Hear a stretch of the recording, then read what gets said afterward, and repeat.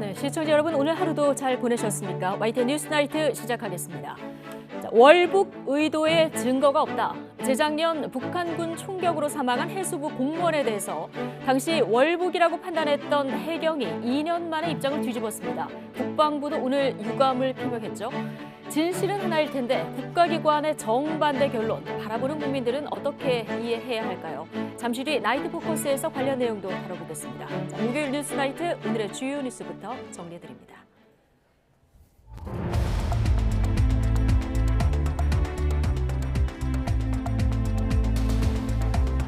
6월 16일 뉴스나이트 오늘의 주요 뉴스입니다. 윤석열 대통령은 그동안 미뤄왔던 우리 사회의 구조적인 문제를 더 이상은 외면하지 않겠다고 말했습니다.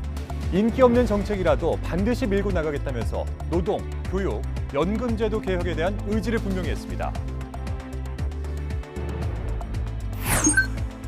해경이 2020년 9월 북한군에 피격돼 숨진 해수부 공무원이 자진 월북한 것이라는 당시 수사 결과를 번복한다고 밝혔습니다. 종합적인 조사를 진행했지만 월북 의도를 입증할 만한 증거는 발견하지 못했다면서 섣부른 발표에 대해선 유감을 표명했습니다. 이재명 당시 성남시장 시절 백현동 아파트 개발 특혜 의혹을 수사하고 있는 경찰이 성남시청에 대한 압수수색에 나섰습니다. 아파트 개발 당시 용도 변경이나 임대 비율 설정 등을 두고 특혜가 있었는지에 대한 수사가 본격화될 것으로 전망됩니다.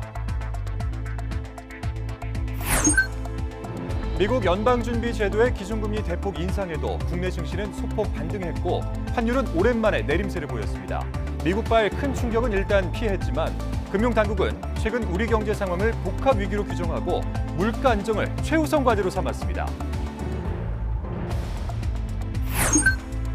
복합적인 경제 위기 속에 국민의힘이 유류세를 추가로 내려 서민 부담을 줄여주겠다고 밝혔습니다.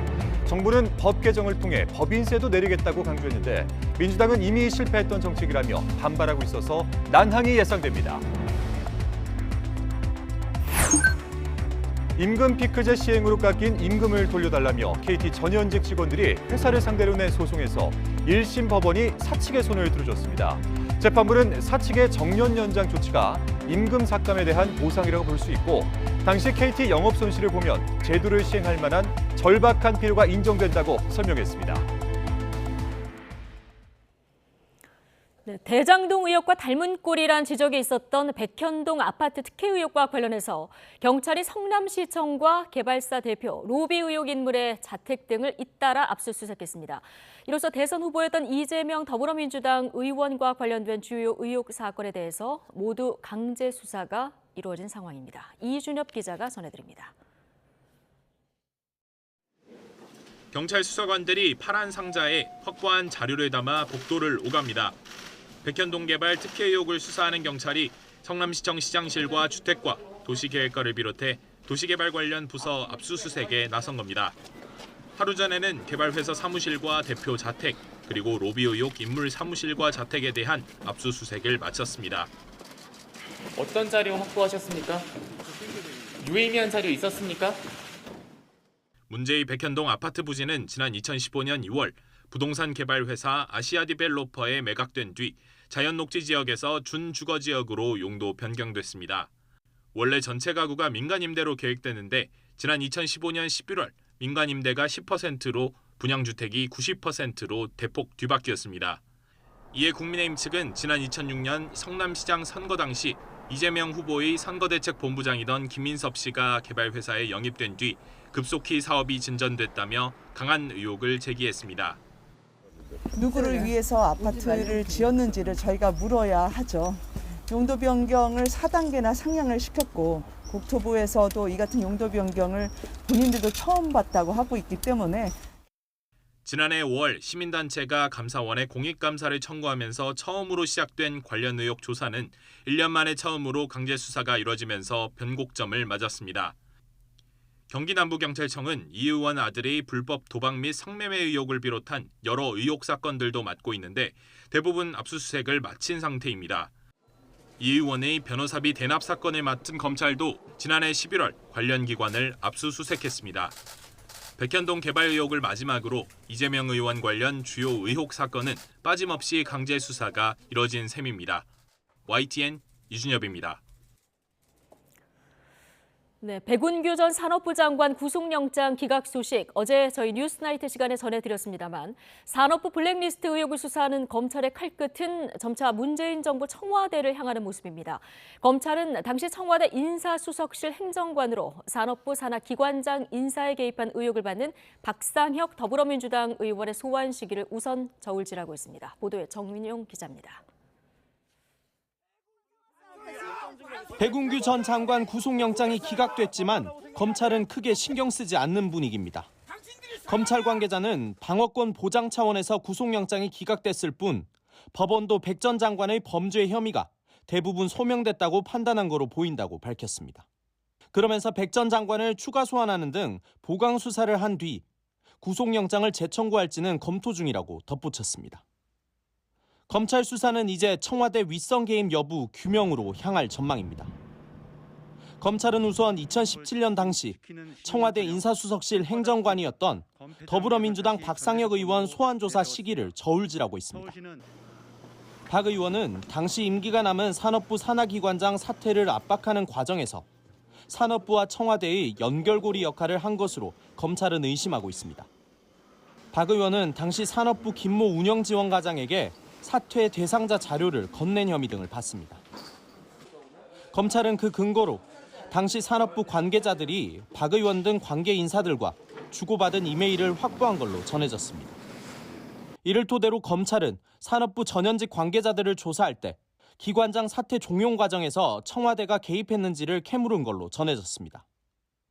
비슷한 사건인 환경부 블랙리스트 사건 당시 청와대를 겨냥했던 검찰 수사는 신미숙 전 청와대 균형인사 비서관 유죄로 마무리된 바 있습니다. 이번엔 청와대 어느 선까지 수사가 확대될지 관심이 쏠리고 있습니다. YTN 정인용입니다. 더불어민주당은 문재인 정부 인사들과 이재명 의원을 동시에 겨냥한 수사는 한동훈 법무부 장관을 중심으로 기획된 보복 수사라면서 강하게 반발했습니다. 국민의힘은 법과 원칙에 따른 수사에 민주당이 이중잣대, 안면물수로 생떼를 부린다고 맞받았습니다. 박기환 기자입니다. 민주당은 문재인 정부 인사들 그리고 이재명 의원을 겨냥한 동시 수사는 검찰 기획이고 중심엔 한동훈 법무부 장관이 있다고 주장했습니다. 민생 문제 돌파구를 찾지 못하자 수사 국면으로 흐름을 바꾸려 한다는 겁니다. 이번에는 양쪽을 동시에 치잖아요. 한동훈 장관이 문재인 정부 윗선과 또 이재명, 백현동 압수수색 들어가고 이거 막 동시에 하잖아요. 이건 절대 기획 기세예요. 대검에서 다 기획합니다. 이건 우리가 정권 잡아봤는데 몰라요? 국민의힘은 문재인 정부가 하면 적폐청산, 윤석열 정부가 하면 정치 보복이냐고 맞섰습니다. 구태의연한 모습만 반복하고 있다며 이중잣대, 안면몰수란 말로 민주당을 맹비난했고 한동훈 장관도 자신은 수사에 관여하지 않았고 정치 보복도 아니라고 반박했습니다. 중대한 범죄를 수사하는 것을 정치 보복이라고 부르는 것에 대해서 상식적인 많은 국민들께서 전혀 동의하지 않으실 거라고 생각합니다. 그 누구도 법 위에 있을 수 없다고 생각합니다. 지난 정부에서 임명돼 임기가 남은 한상혁 방송통신위원장 등의 거취를 놓고도 설전이 이어졌습니다.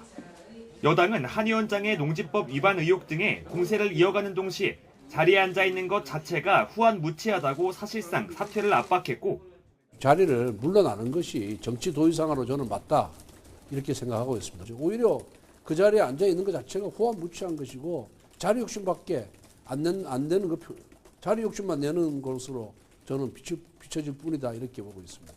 야당은 이명박 박근혜 정부의 방송장악 대잡이라며 맞대응에 나섰습니다. 우리가 방통위를 소나기에 넣어 방송을 좌지우지할 것이다 라는 것이 그들의 속내이다. 민주주의를 파괴하려는 집권 세력의 방송장악 기도를 결코 좌시하지 않을 것이다. 문재인 정부 인사에 대한 수사와 거취를 놓고 신구 권력 충돌이 본격화하는 모습입니다. 수사 국면이 한동안 이어질 것으로 전망되는 만큼 꼬인 전국을 풀 열쇠를 찾긴 쉽지 않아 보입니다. YTN 박견입니다. 최근에 당 혁신위원회 문제로 충돌했던 국민의힘 이준석 대표와 배현진 최고위원이 이번에는 통합지도부 구성 문제를 두고 또다시 충돌했습니다. 이 대표는 오늘 최고위원회의 비공개 논의 과정에서 국민의당 목 최고위원 추천 명단을 고수하고 있는 안철수 의원이 땡깡을 부린다고 비판한 것으로 전해졌습니다. 이에 대해서 배 최고위원은 합당 합의 때 약속한 것인 만큼 안 의원의 요청을 수용해야 하는 거 아니냐면서 졸렬해 보인다고 지적한 것으로 알려졌습니다. 더불어민주당 재선 의원들이 문자 폭탄과 같은 강성 팬덤 정치와 결별해야 한다며 관련 강령을 새로 만들 것을 요구했습니다. 강병원 의원은 비공개 재선 의원 모임 후 기자간담회에서 대다수가 이 팬덤 정치 극복에 동감을 표시했다며 이같이 밝혔습니다. 이어서 비상대책위원회가 디지털 윤리 강령을 새로 만들고 전당대회에 출마하는 당대표 후보자도 배타적 팬덤과 결별한다는 입장을 표시해야 한다고 강조했습니다. 강 의원은 다만 세대 교체론이나 전당대회 규칙 변경 문제 등에선 재선 의원 다수의 일치된 입장을 모진 않았다고 설명했습니다. 네, 공개와 비공개 행보 경계선에서 활동 반경을 넓혀가는 김건희 여사가 오늘은 전두환 씨의 부인 이순자 씨를 찾았습니다. 네, 김건희 여사의 행보를 두고 논란도 일고 있는 가운데 이 제2부속실 설치를 두고는 여당 내에서도 엇박자가 나오고 있습니다. 김경수 기자입니다.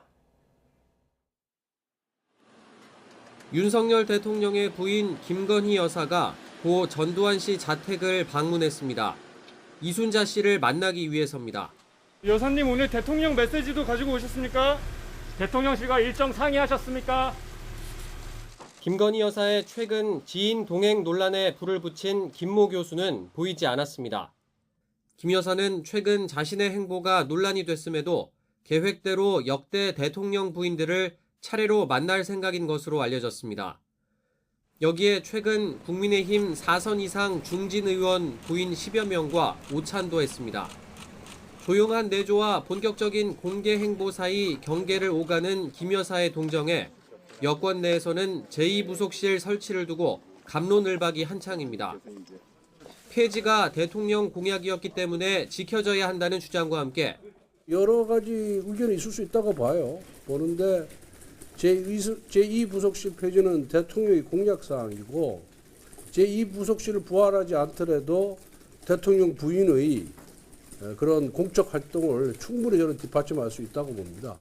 차라리 공적 관리를 받는 게 낫다는 의견이 부딪혔습니다. 영부인의 내조는 공적 영역에 포함되는 경우가 많습니다. 따라서 개인적인 혹은 주변 지인들에 의존하기보다는 대통령실 차원의 체계적인 지원이 뒷받침되도록 하는 것이 불필요한 논란을 더 이상 양산하지 않을 수 있는. 민주당은 박근혜 정부 당시 국정농단 사태까지 끌어들이며 공세를 이어갔습니다. 우리 국민은 이미 박근혜 대통령, 전 대통령이 최순실이라는 사적 관계를 공무에 개입시킨 폐해를 경험했습니다. 공적 조직이 아니라 사적인 관계에 의한 비선이 공무에 개입하게 되면 국정은 사유화되고 김건희 여사의 행보 하나하나가 과도한 관심을 받는 건 바람직하지 않다는 의견이 지배적입니다. 국회를 포함해 여론을 두루 살펴보겠다는 대통령실이 어떤 결론을 내릴지 관심입니다. YTN 김경수입니다. 네, 오늘 새벽에 이 속보를 기다리셨던 분들도 계실 수 있는데, 자, 결국 미국 연준의 선택은 이 자이언트 스텝이었습니다.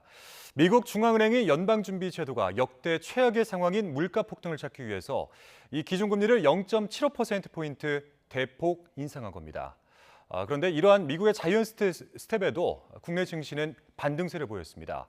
코스피는 장중 2,500선을 회복했지만 후반 오름세를 반납하며 소폭 반등으로 마무리했고 코스닥은 800선을 회복했습니다. 우리 증시가 반등에는 성공했지만 아직 이 추세적인 변화를 언급하기에는 어려워 보입니다. 정부와 한국은행이 큰 폭의 기준금리 인상을 시사한 것도 영향을 미칠 전망입니다. 조태현 기자입니다. 치솟는 물가를 잡기 위해 이른바 자이언트 스텝을 밟은 미국 연방준비제도, 국내 금융시장에 충격파는 없었습니다. 코스피는 1%대 상승세로 시작해 내내 강세를 이어갔습니다. 장중 한때 2,500선을 넘기도 했지만 오후 들어서 상승폭을 대부분 반납했습니다. 그래도 8거래일 만에 반등에 성공하긴 했습니다. 코스닥 지수도 하루 만에 800선을 되찾았습니다. 미국 증시와 마찬가지로 자이언트 스텝에 대한 우려가 선반영됐던 게 이유로 꼽힙니다. 원달러 환율은 오랜만에 내림세를 보였습니다. 하지만 불확실성과 변동성은 여전합니다. 국내 증시 반등을 위해서는 일단 6월 인플레이션 지표 압력이 완화돼야 되는 부분, 또 7월 FOMC 통화정책 회의 이 두 단계를 좀 거쳐야지만 불확실성이 해소가 될 수 있겠다. 새 정부 들어 처음으로 한자리에 모인 재정과 통화, 금융당국 수장들은 최근 경제 상황을 복합 위기로 규정하고 물가 안정이 가장 시급하다고 강조했습니다. 물가에 보다 중점을 둔 통화 정책 운영과 함께 공급 측면의 원가 부담 경감, 기대 인플레이션 확산 방지 등 다각적 대응 노력을 강화해 나갈 것입니다. 미국의 긴축 속도에 맞춰 우리도 기준금리를 대폭 올릴지에 대해서는 말을 아꼈지만 여지는 남겨뒀습니다. 다음 금통위 회의까지는 3주에서 4주가 남아있기 때문에 그 사이에 굉장히 많은 변화가 있을 수 있습니다. 그래서 그때까지 나타난 시장 반응 등을 보고 결정할 문제라고 생각합니다. 다음 달에는 우리나라도 한꺼번에 기준금리를 0.5%포인트 높이는 이른바 빅스텝을 밟을 가능성이 커졌다는 전망이 나옵니다. YTN 조태현입니다. 네, 국민의힘은 복합 경제 위기 속에서 유류세를 추가로 내려 서민들의 부담을 줄여주겠다고 밝혔습니다. 정부는 오늘 법 개정을 통해 법인세도 내리겠다고 강조했는데 민주당에서는 이미 실패했던 정책이라고 반발하고 있어 난항이 예상됩니다. 김승환 기자입니다. 국민의힘은 법을 고치지 않고도 바로 시행할 수 있는 물가 안정책 마련에 들어갔습니다. 치솟는 기름값으로 세금 인하 효과를 체감하기 어렵다는 지적에 유류세 37원 추가 인하를 추진할 방침입니다. 시행령 개정으로 유류세를 인하할 방안을 정부와 협의하기로 하였다는 말씀을 드립니다. 종합부동산세도 대통령령으로 정한 종부세 산출 기준을 조정하는 등 시행령 개정만으로 가능한 민생 대책에서 우선 속도를 낼 계획입니다. 문제는 국회에서 법 자체를 개정해야 하는 사안입니다. 당정이 기업과 민간 활력을 높일 목적으로 추진 중인 법인세 인하의 경우 법인세법을 바꿔야 하고 윤석열 대통령 공약인 증권거래세 인하 역시 관련법 세율을 여야 합의로 수정해야만 실현할 수 있습니다. 국민의힘은 경제위기 국면을 강조하며 거대 야당을 향해 초당적 협력을 압박하고 있지만 다수당인 민주당의 협조가 없다면 개혁 입법은 차질을 빚을 수밖에 없습니다. 정부가 국회에 발목 잡혀 제대로 일하지 못할까 매우 우려스럽습니다. 더불어민주당은 엉뚱한 처방이자 대기업 편향 정책이 많다며 협조 의사가 없음을 분명히 했습니다. 실패로 끝난 MB 정책 시즌2를 만들거나 박근혜 정부의 무능한 정책을 제발 밟지 않기를 바랍니다. 여야는 경제 민생 위기에 저마다 비상 대응을 강조하고 있지만 후반기 원구성도 하지 못한 채 서로 남탓만 하며 허송세월 보내는 게 아니냐는 지적이 나옵니다. YTN 김승환입니다. 윤석열 대통령이 새 정부의 경제정책 방향 발표 회의에서 인기가 없는 정책이라도 반드시 밀고 나가겠다면서 노동, 교육, 그리고 연금제도 개혁을 내세웠습니다. 정부는 기업과 한몸이라며 기업들의 도시락 회동을 하자고 깜짝 제안을 하기도 했습니다. 박소정 기자입니다. 혁신과 성장의 의미를 담아 첨단 산업단지인 판교에서 열린 새 정부 경제정책 방향 발표 회의. 경제부처 장 차관뿐 아니라 경제단체장, 민간 전문가와 벤처기업인들까지 50여 명이 함께한 자리에서 윤석열 대통령은 우리 경제가 처한 상황을 복합적 위기라고 규정했습니다. 위기에 처할수록 민간 주도, 시장 주도로 경제의 체질을 완전히 바꿔야 됩니다. 반도체 같은 국가 전략 산업 지원과 인재 양성의 모든 일을 다 해야 한다고 당부하고는 민간의 혁신과 신산업을 가로막는 규제는 모조리 걷어내겠다고 다시 한번 강조했습니다. 민간 주도 성장과 규제 철폐 모두 이전 정부의 경제 정책을 뒤엎는 기조로 해석됩니다. 이어 윤 대통령은 노동, 교육, 연금제도 개혁에 당장이라도 두 팔을 걷고 나서야 한다고 강한 의지를 내비쳤습니다. 우리 사회의 구조적인 문제를 더 이상 외면하지 않겠습니다. 인기가 없는 정책이라도 반드시 밀고 나가겠습니다. 그리고 그래야 합니다. 이후 비공개 회의에선 90분 동안 긴 토론이 이뤄졌는데 윤 대통령은 정부는 기업이다. 즉 정부와 기업은 한 몸이라고 할 정도로 일을 함께 해야 한다고 언급했습니다. 저녁 시간이 비어있으니 도시락을 먹으며 같이 경제 문제를 의논하자면서 기업인들에게 연락 달라고 제안하기도 했습니다.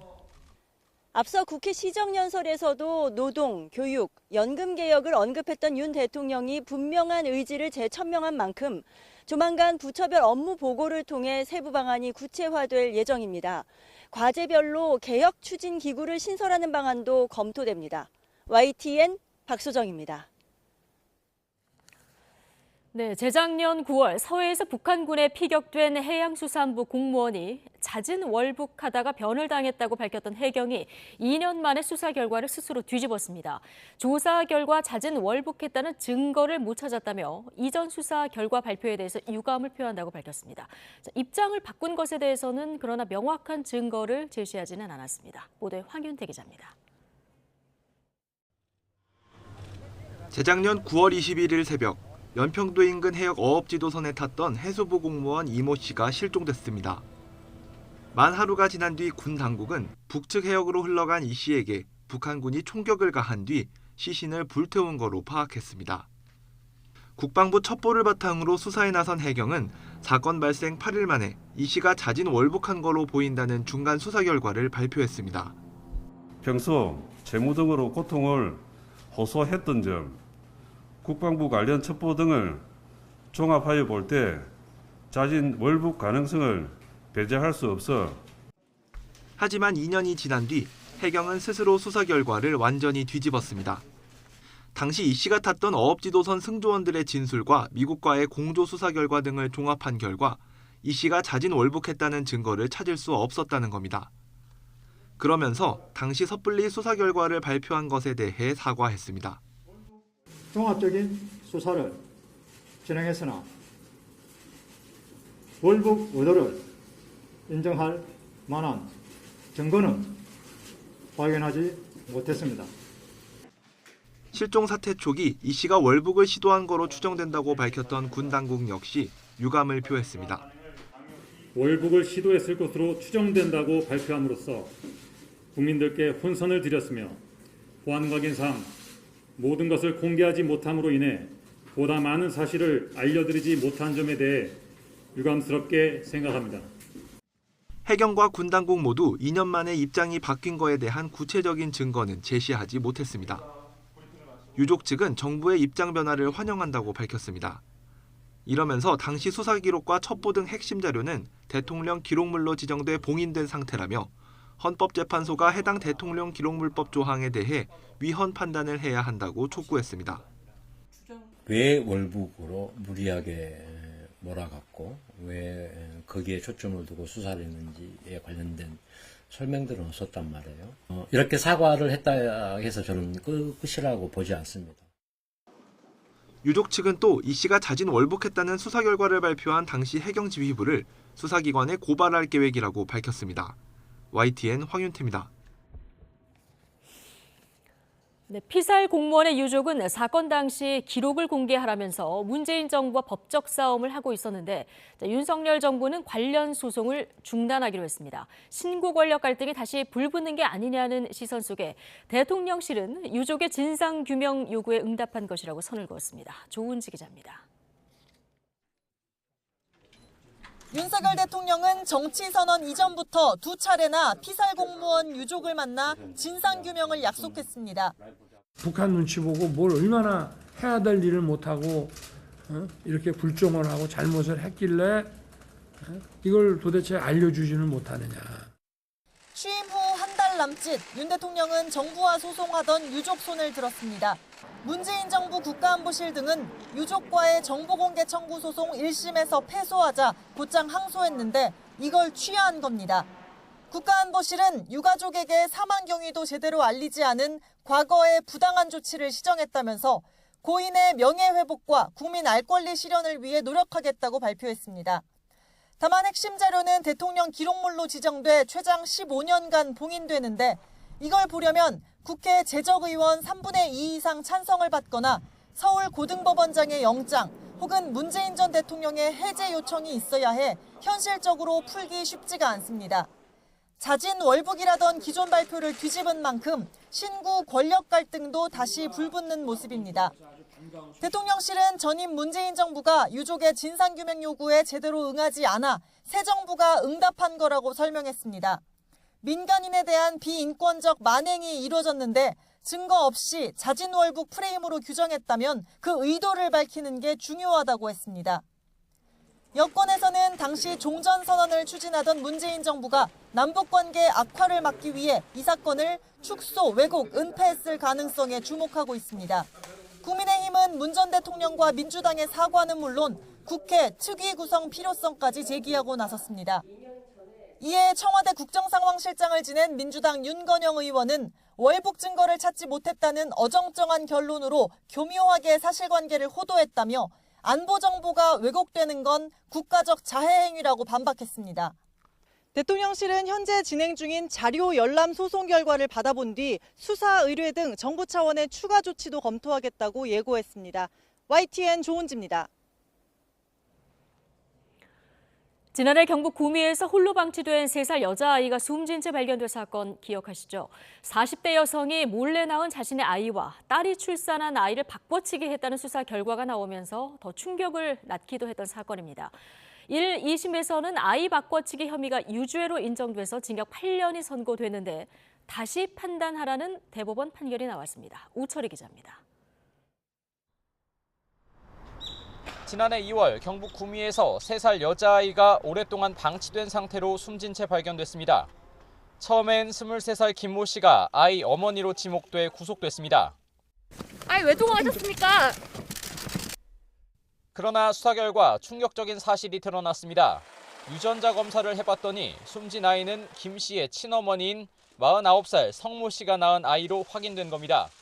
석 씨는 부인했지만 검찰은 앞서 낳은 자기 아이를 딸인 김 씨의 아이와 산부인과에서 바꿔치기 했다고 보고 재판에 넘겼습니다. 제 딸이 낳은 딸이 맞다고요. 본인이 낳으신 딸은 어디 있습니까? 아니에요. 전 딸을 낳은 적이 없어요.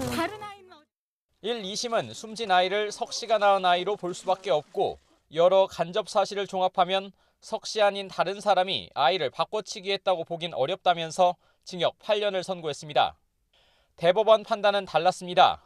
유전자 검사 결과 석 씨와 숨진 아이 사이에 친어머니와 자녀 관계가 성립하는 건 맞지만 그것만으로 아이 바꿔치기 혐의를 유죄로 인정하기엔 의문점이 남아있다면서 사건을 다시 판단하라고 파기환송했습니다. 특히 석 씨가 앞서 지난 2018년 3월 무렵 숨진 아이를 낳았고 3월 31일부터 4월 1일 사이에 딸이 출산한 아이와 바꿔치기를 했다는 검찰의 공소사실 입증도 부족하다고 봤습니다. 석 씨가 2월 말부터 3월 말까지 연장 근무를 포함해 며칠을 제외하곤 모두 일해서 검찰이 특정한 시점에 아이를 낳지 않았을 가능성이 있다는 겁니다. 또 없어진 아이의 출생 당시 사진과 검찰이 바꿔치기 했다고 특정한 시점보다 일주일 뒤에 촬영된 사진을 비교하면 같은 신체적 특징이 포착되는 점도 바꿔치기를 단정할 수 없는 부분으로 지적했습니다. 앞서 석 씨의 딸이자 숨진 3살 아이의 언니인 김 씨는 이미 징역 20년이 확정됐고 김 씨가 낳은 그러니까 바꿔치기 된 아이는 현재 실종 상태입니다. 석 씨는 다시 파기환송심 법정에 서야 하지만 대법원 판결 취지를 고려하면 실종된 아이가 발견되지 않는 이상 아이 바꿔치기 유죄 입증은 쉽지 않을 전망입니다. YTN 우철입니다.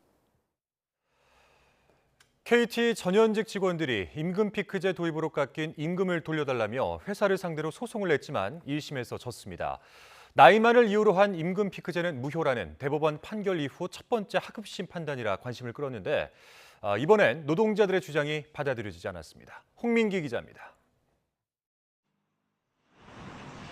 지난 2019년과 2020년 KT 전현직 노동자 1,300여 명은 회사를 상대로 600억 원대에 달하는 손해배상 소송을 냈습니다. 2015년 노사 합의로 체결된 임금 피크제 합의가 무효라면서 부당하게 깎인 임금을 돌려달라는 취지였습니다. 이건 아니다 싶어서 그렇게 생각하는 가운데 임금 피크제 관련 소송인단을 모집한다 이제 공고를 했더니 금방 이제 1,000명이 넘어버린 거죠. 지난달 1심 판결이 내려질 예정이었는데 재판부는 비슷한 사건에 대한 대법원 판례를 보기 위해 선고를 미루기도 했습니다.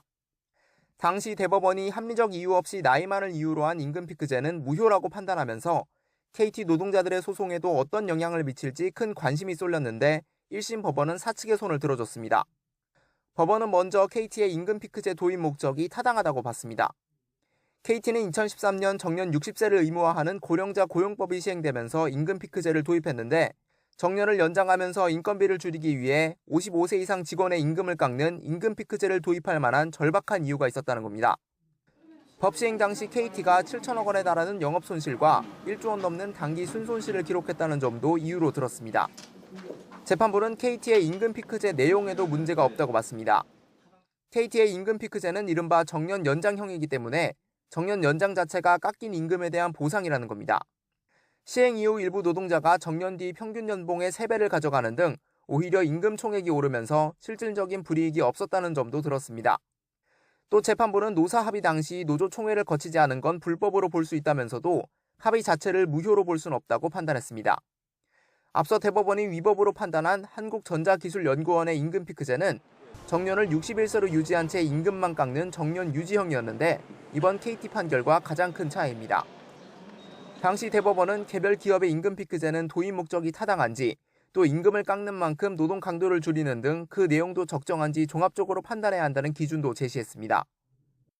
KT 노동자들이 항소할 가능성이 커 아직 상급심 판단이 남아있긴 하지만 이번 판결을 계기로 임금 피크제를 둘러싼 노동계와 재계 사이 셈법도 더욱 치열해질 것으로 보입니다. YTN 홍민기입니다. 여배우인 부인을 흉기로 살해하려 한 남편이 구속됐습니다. 서울 서부지방법원은 오늘 살인미수 혐의를 받는 30대 남성 이모 씨에 대해서 구속영장을 발부했습니다.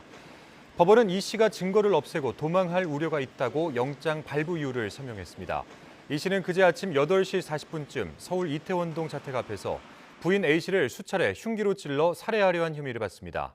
이 씨는 최근 긴급 임시 조치에 따라 A 씨와 떨어져 살던 상태였고 범행 당일 아침 흉기를 구매한 뒤 집 앞에서 기다리다 A 씨가 나오자 범행을 저지른 것으로 조사됐습니다.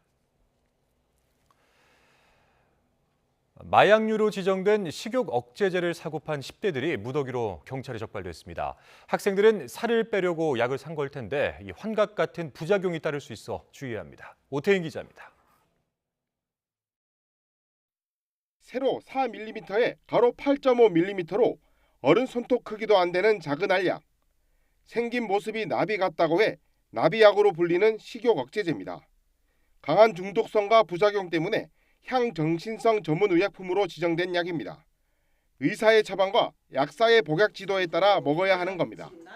불면증, 환각증 이런 상태가 있습니다. 그래서 예전에 이런 약들을 먹고 환각 상태에서 참 극단적 선택을 한 아이도 있었고요. 처음부터 이런 약들을 구할 수 없도록 차단하는 게 더 중요하고 이런 약을 불법으로 산 51명이 불구속 입건됐습니다.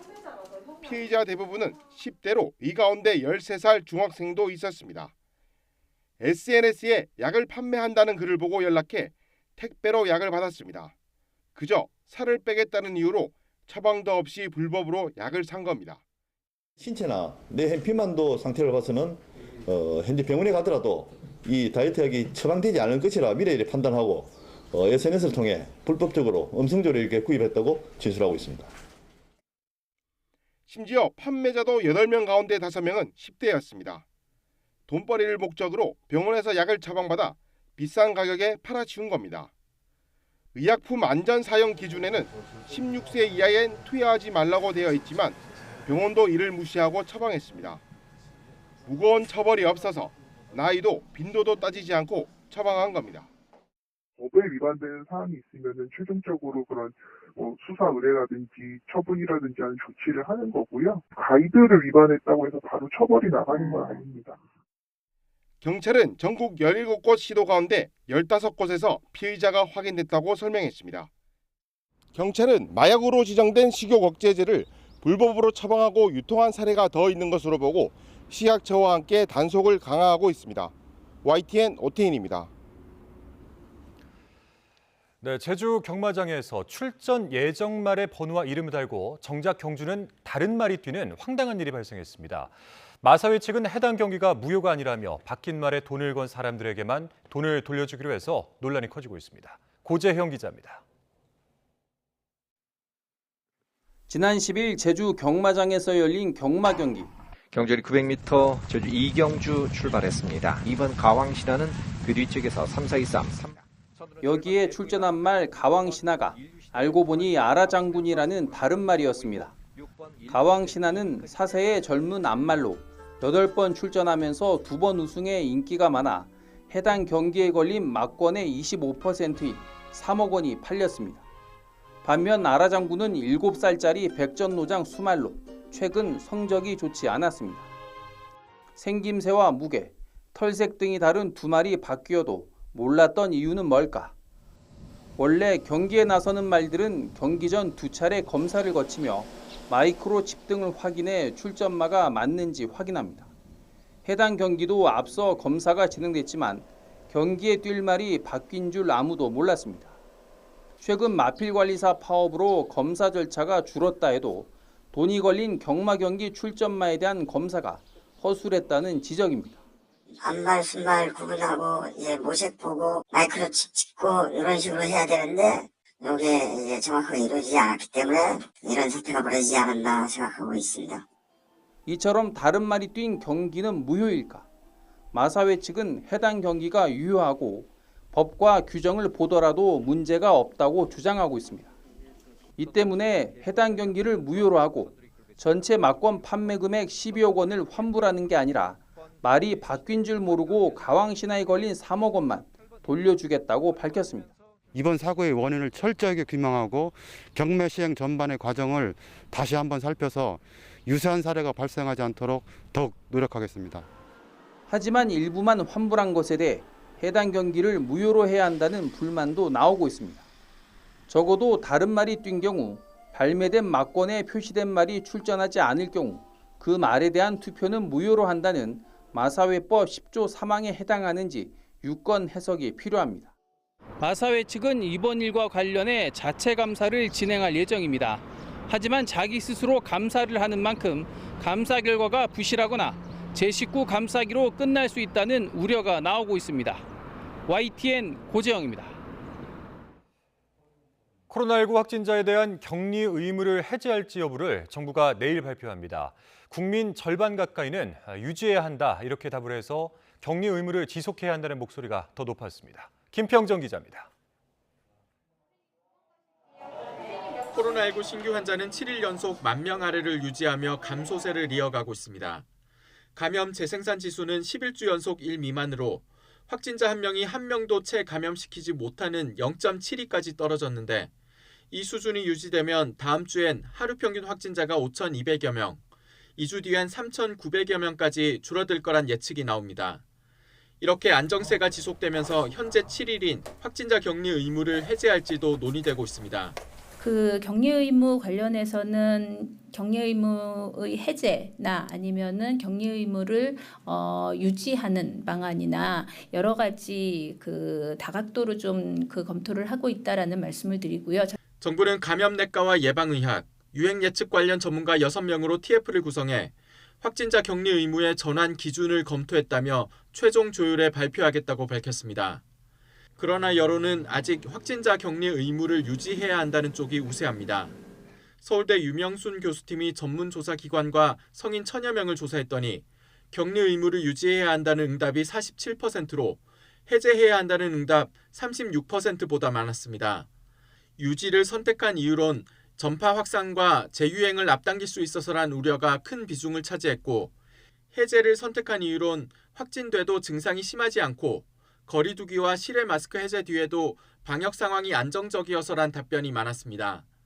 전문가들도 가을에 재유행이 예상되는 등 불확실성이 여전한 만큼 격리 의무는 유지하는 게 좋다는 의견이 많습니다.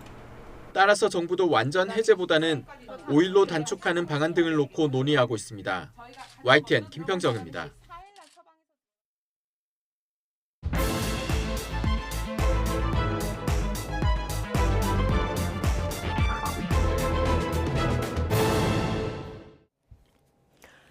네, 재작년 발생했던 서해 공무원 피살 사건에 대해서 해경이 수사 결과를 뒤집었습니다. 한편 경찰이 백현동 아파트 특혜 의혹 관련 성남시청 압수수색에 나서면서 정치권에서는 오늘도 정치보복 공방이 이어지고 있는데요. 나이트 포커스, 오늘은 김민아 시사평론가 그리고 김수민 시사평론가 두 분과 함께하겠습니다. 어서 오십시오. 네.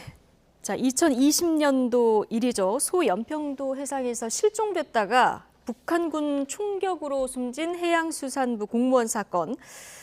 당시 시신까지 불태워졌었는데 이게 다시 뉴스의 중심으로 들어왔습니다. 자, 당시 상황부터 먼저 좀 어떤 상황이었는지 볼까요? 네, 피살되신 공무원은 이제 해양수산부 어업관리단 소속 공무원이었고 어업지도 일을 하는 공무원이었는데요. 근데 이제 작업 중에 사라져서 결국에 이제 북한 쪽으로 간 것으로 확인이 됐는데 그 과정에 대해서 그때도 이제 여러 의문이라든지 이런 것들이 있었죠. 근데 이제 북한 쪽의 조치 때문에 결국에 굉장히 불행한 일이 일어나고 말았는데 네. 북한에서 이제 정부에서 어떤 여러 가지 첩보 자산을 통해서 확보한 바로는 월북 의사를 밝혔다라고 그렇게 또 전해지는데 이제 북한에서 처분을 고심하다가 결국에는 총살을 했고 네. 시신을 이제 화장을 하면서 근데 코로나19 때문에 네. 불태웠다 이런 얘기 하지 예, 않았습니까? 그런 설도 있었고 또 다른 설은 네. 이제 그 전에 어떤 월북 시도라든지 이런 것들 때문에 북한 당국에서도 예민해져 있었다라고 하는 그런 설이 네. 있습니다. 그리고 자진 월북 의사를 밝혔다라고 그렇게 전해지고 있는데 근데 그 자진 월북 의사가 진짜 그 의사인 것인지 아니면 그 자리에서 그렇게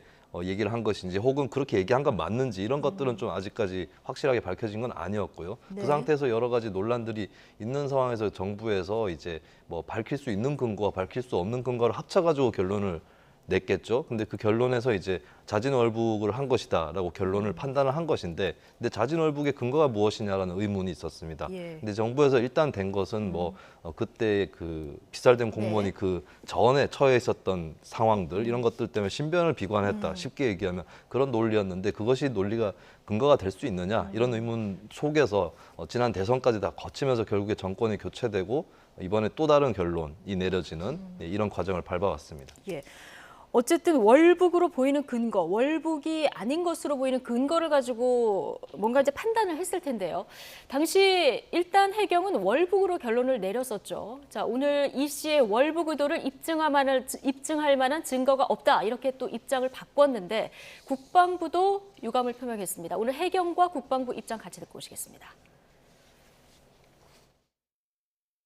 피해 공무원의 월북 등 여러 가능성을 열어두고 현장 조사와 국제사법 공조 등 종합적인 수사를 진행했으나 월북 의도를 인정할 만한 증거는 발견하지 못했습니다. 국방부는 해경의 수사 종결과 연계하여 관련 내용을 다시 한번 분석한 결과 실종 공무원의 자진 월북을 입증할 수 없으며 북한군이 우리 국민을 총격으로 살해하고 시신을 불태운 정황이 있었다는 것을 명확하게 말씀드립니다. 네, 지금 달라진 국방부와 해경의 입장을 듣고 오셨는데 해경은 당시 국방부 브리핑 자료를 신뢰하지 않을 수 없었다 이렇게 얘기를 하고 있고요. 국방부 같은 경우는 우리가 이거를 징후가 있다고 했지 확실히 말한 건 아니다. 또 이렇게 얘기를 하고 있는 상황입니다. 어쨌든 해경, 국방부 오늘 모두 입장을 번복한 거죠. 그런데 이게 입장 번복인지 뭔지 사실 잘 모르겠습니다. 네. 왜냐하면은 이게 이 수사로 따지면은 최종 수사 결과가 나온 것이고, 그다음에 이전 정부에서 이제 했던 얘기들은 중간 수사 결과 발표 같은 건데 그 당시에도 이 자진 월북이 이미 확실하다든지 이런 취지의 얘기는 아니었거든요. 여러 가지 정황을 들어서 얘기를 했습니다. 예를 들면 어느 지점에서 표류했는데 자연스럽게 그냥 흘러갔다라면 어느 지점에 이제 도착을 했어야 되는데 공무원분이 네. 그런데 그게 아니라 상이한 곳에 있었기 때문에 인위적인 어떤 노력이 있었을 것이다라든지 예. 그리고 앞에 김수민 평론가님 말씀해 준 것처럼 이 특수 취급 정보를 통해서 한미 간의 정보 자산을 통해서 습득한 이제 북한군의 감청 내용이나 그런 걸 보면은 북한군이 이분의 이제 신상에 대해서 정확하게 알고 있었다라든지 그리고 월북이라는 단어나 이런 것들이 공유가 됐다든지 그다음에 여러 가지 정황들을 들어서 예. 이렇다라고 하면은 자진 월북일 가능성이 크다라는 거였어요. 근데 지금 오늘 발표한 내용은 그렇게 생각했는데 확실한 월북이라는 증거를 발견하지 못했다 이런 얘기인 것이고 지금도 앞서 보셨듯이 국방부 얘기는 입증할 근거가 없다라고 얘기한 거잖아요. 예. 그러니까 이 얘기는 그럼 당시의 어떤 인식하고 지금의 인식 완전히 달라진 거냐라고 보기에는 제가 볼 때 좀 의문이 있고요. 실제로 그러니까 기자들이 중간 수사 결과 발표와 최종 수사 결과 발표로 생각하면 된다고 했는데 지금 그러면 오늘 발표한 거는 좀 명확해진 겁니까? 그러니까 명확하지 않은 거죠, 사실. 예. 왜냐하면 기자들이 그래서 물어봤습니다. 저 브리핑 자리에서 과거에 그러면 이렇게 이 자진 월북 가능성이 높다고 판단할 때 들었던 여러 가지 정황들에 대해서 그럼 지금 판단이 달라진 것이냐? 국방부는 아니라는 거거든요. 그 판단이 달라진 건 아니지만 결과적으로 입증할 수 없다고 지금 판단했다, 최종적으로. 예. 이 얘기이기 때문에 이게 해경과 국방부의 입장에서 보면 이게 번복이 됐다, 이렇게 확실하게 얘기할 수 있는 것인가? 이건 좀 의문으로 남는 거예요. 다만 네. 유족의 입장에서 보면 어쨌든 그 당시에 정부가 자진 월북 정황이 상당하다라고 이제 얘기를 함으로써 이 돌아가신 공무원의 명예가 훼손이 된 것이고 그것의 명예 회복을 위해서 지금까지 노력을 해왔는데 새로운 정부가 이런 입장을 다시 한번 얘기를 함으로써 자진 월북의 증거가 없다는 얘기를 함으로써 예. 일정 정도의 명예 회복이 이루어졌다라고 말할 수 있는 그러한 이제 예. 사건이 지금 나온 거죠. 그런 차원에서 이제 의미가 있는데 예. 하지만 이게 진실이 뭐냐에 대해서는 여러 가지 의문이 남을 수밖에 없는 그런 상황이고요. 다만 이제 이전 정부가 했어야 될 일에 대해서는 별도의 또 평가가 필요하다고 봅니다. 왜냐하면 그 당시에도 이분이 돌아가신 여러 가지 정황이나 이런 것들이 명확치 않았기 때문에 그걸 명확히 하기 위해서 북한에 공동조사를 요청을 했었어요. 그런데 공동조사에 대해서 김정은 위원장이 뭐 하자는 취지의 얘기를 했다고도 하지만 결과적으로 진행이 안 됐거든요. 그러면 거기에 대해서 이전 정부가 왜 공동조사 진행하지 않느냐라는 거에 대해서 추가적인 입장이 있었어야 되고 뭔가 액션이 있었어야 됐는데 그렇지 않았죠. 그리고 유족들이 계속해서 진상규명이나 이런 것들을 요구하고 의문을 표했는데 거기에 대해서도 전 정부가 신이 성실하게 답을 했느냐 이런 것들에 대해서는 의문이 있는 겁니다. 그런데 오늘 이제 해경과 국방부의 발표가 전 정부의 그러한 실책을 보충하거나 또는 만회할 수 있는 그러한 것이었느냐에 대해서는 상당히 그것은 부족한 얘기였고 아직도 오히려 좀 애매한 부분이 있다. 그렇죠. 오히려 예. 추가적인 논란으로 이어질 가능성이 커서 여러모로 좀 우려가 된다고 예. 생각을 합니다. 어쨌든 이전 정부는 지금 확정적으로 얘기는 안 했더라도 잦은 월북에 무게를 실은 건 맞고요. 2년 전에 해경이 그렇다면 왜 이 월북 쪽으로 추정한 근거가 있었을 텐데요. 당시 해경 수사정보국장 언론 브리핑 내용 잠시 듣고 오실까요? 실종자가 월북 의사를 표현한 정황 등을 확인하였습니다. 특히 수사팀은 실종자가 구명조끼를 입고 있었던 점을 감안 단순 실족이나 극단적 선택, 기도 가능성은 매우 낮은 것으로 판단하고 있습니다. 실종자의 전체 채무는 3억 3천만 원 정도로 파악이 되고 있고 그중에 도박으로 지게 된 그 채무는 이제 2억 6,800만 원 정도로. 네. 당시 해경은 월북 의사를 표현한 정황을 확인했다. 이렇게 얘기하면서 지금 들어보셨듯이 이유로 든 것이 구명조끼를 입고 있었다. 이런 게 있었고 또 도박으로 인한 채무, 구체적인 액수까지 이제 공개를 하면서 얘기를 했는데 당시에도 이걸 월북으로 바로 연결시키기에는 좀 애매하다 이런 지적이 있었어요. 네, 일단 단순 실족 가능성은 배제를 했는데 여기까지는 과학적이고 합리적이라고 볼 수 있습니다. 당시에 그 바다의 흐름을 판단을 해보면은 그때 실제로 인체 모형으로 실험도 했었지만 그냥 놔두면 이제 떠내려간다고 했을 때 북한 쪽으로 가느냐 그렇지 않았던 것으로 드러났거든요. 그렇기 때문에 단순 실족에 대해서는 배제했던 거 이거는 이제 타당성이 있다라고 볼 수 있겠는데 근데 나머지 가능성들에 대해서 그래서 여러 가지 항들이 없었기 때문인지 그거 아니면 설명할 도리가 없다 이렇게 판단을 한 건 아닌가 좀 그런 생각은 듭니다. 근데 그렇다고 해서 예를 들어 이제 당시에 그 경찰 쪽에 해경 쪽의 판단으로는 부력제라든지 구명조끼가 있기 때문에 그걸 활용하면 헤엄쳐서 갈 수는 있다라고 했는데 근데 그것도 이제 명확하지는 않을 뿐더러 그게 가능하다 할지라도 그렇다고 자진월북 가능성이 입증된다고 보기는 어렵거든요. 네. 증거가 불충분한 것이죠. 근데 거기다 더해서 이제 당시에 이제 피살 공무원이 처해 있었던 경제 상황에 대해서 아까 화면으로도 나갔지만 굉장히 자세하게까지 설명이 되면서 이런 네. 사정이 있었기 때문에 자진월북을 했을 것이다라고 하는 것인데 이것도 사실은 비약이라고 볼 수 있습니다. 예. 그보다 더 많은 정황들이 제시가 적어도 됐었어야 하는 것인데 그래서 결국에 증거 불충분한 부분을 그렇게 발표를 한 것이다라는 비판을 당시에도 많이 받았었던 것이죠. 네.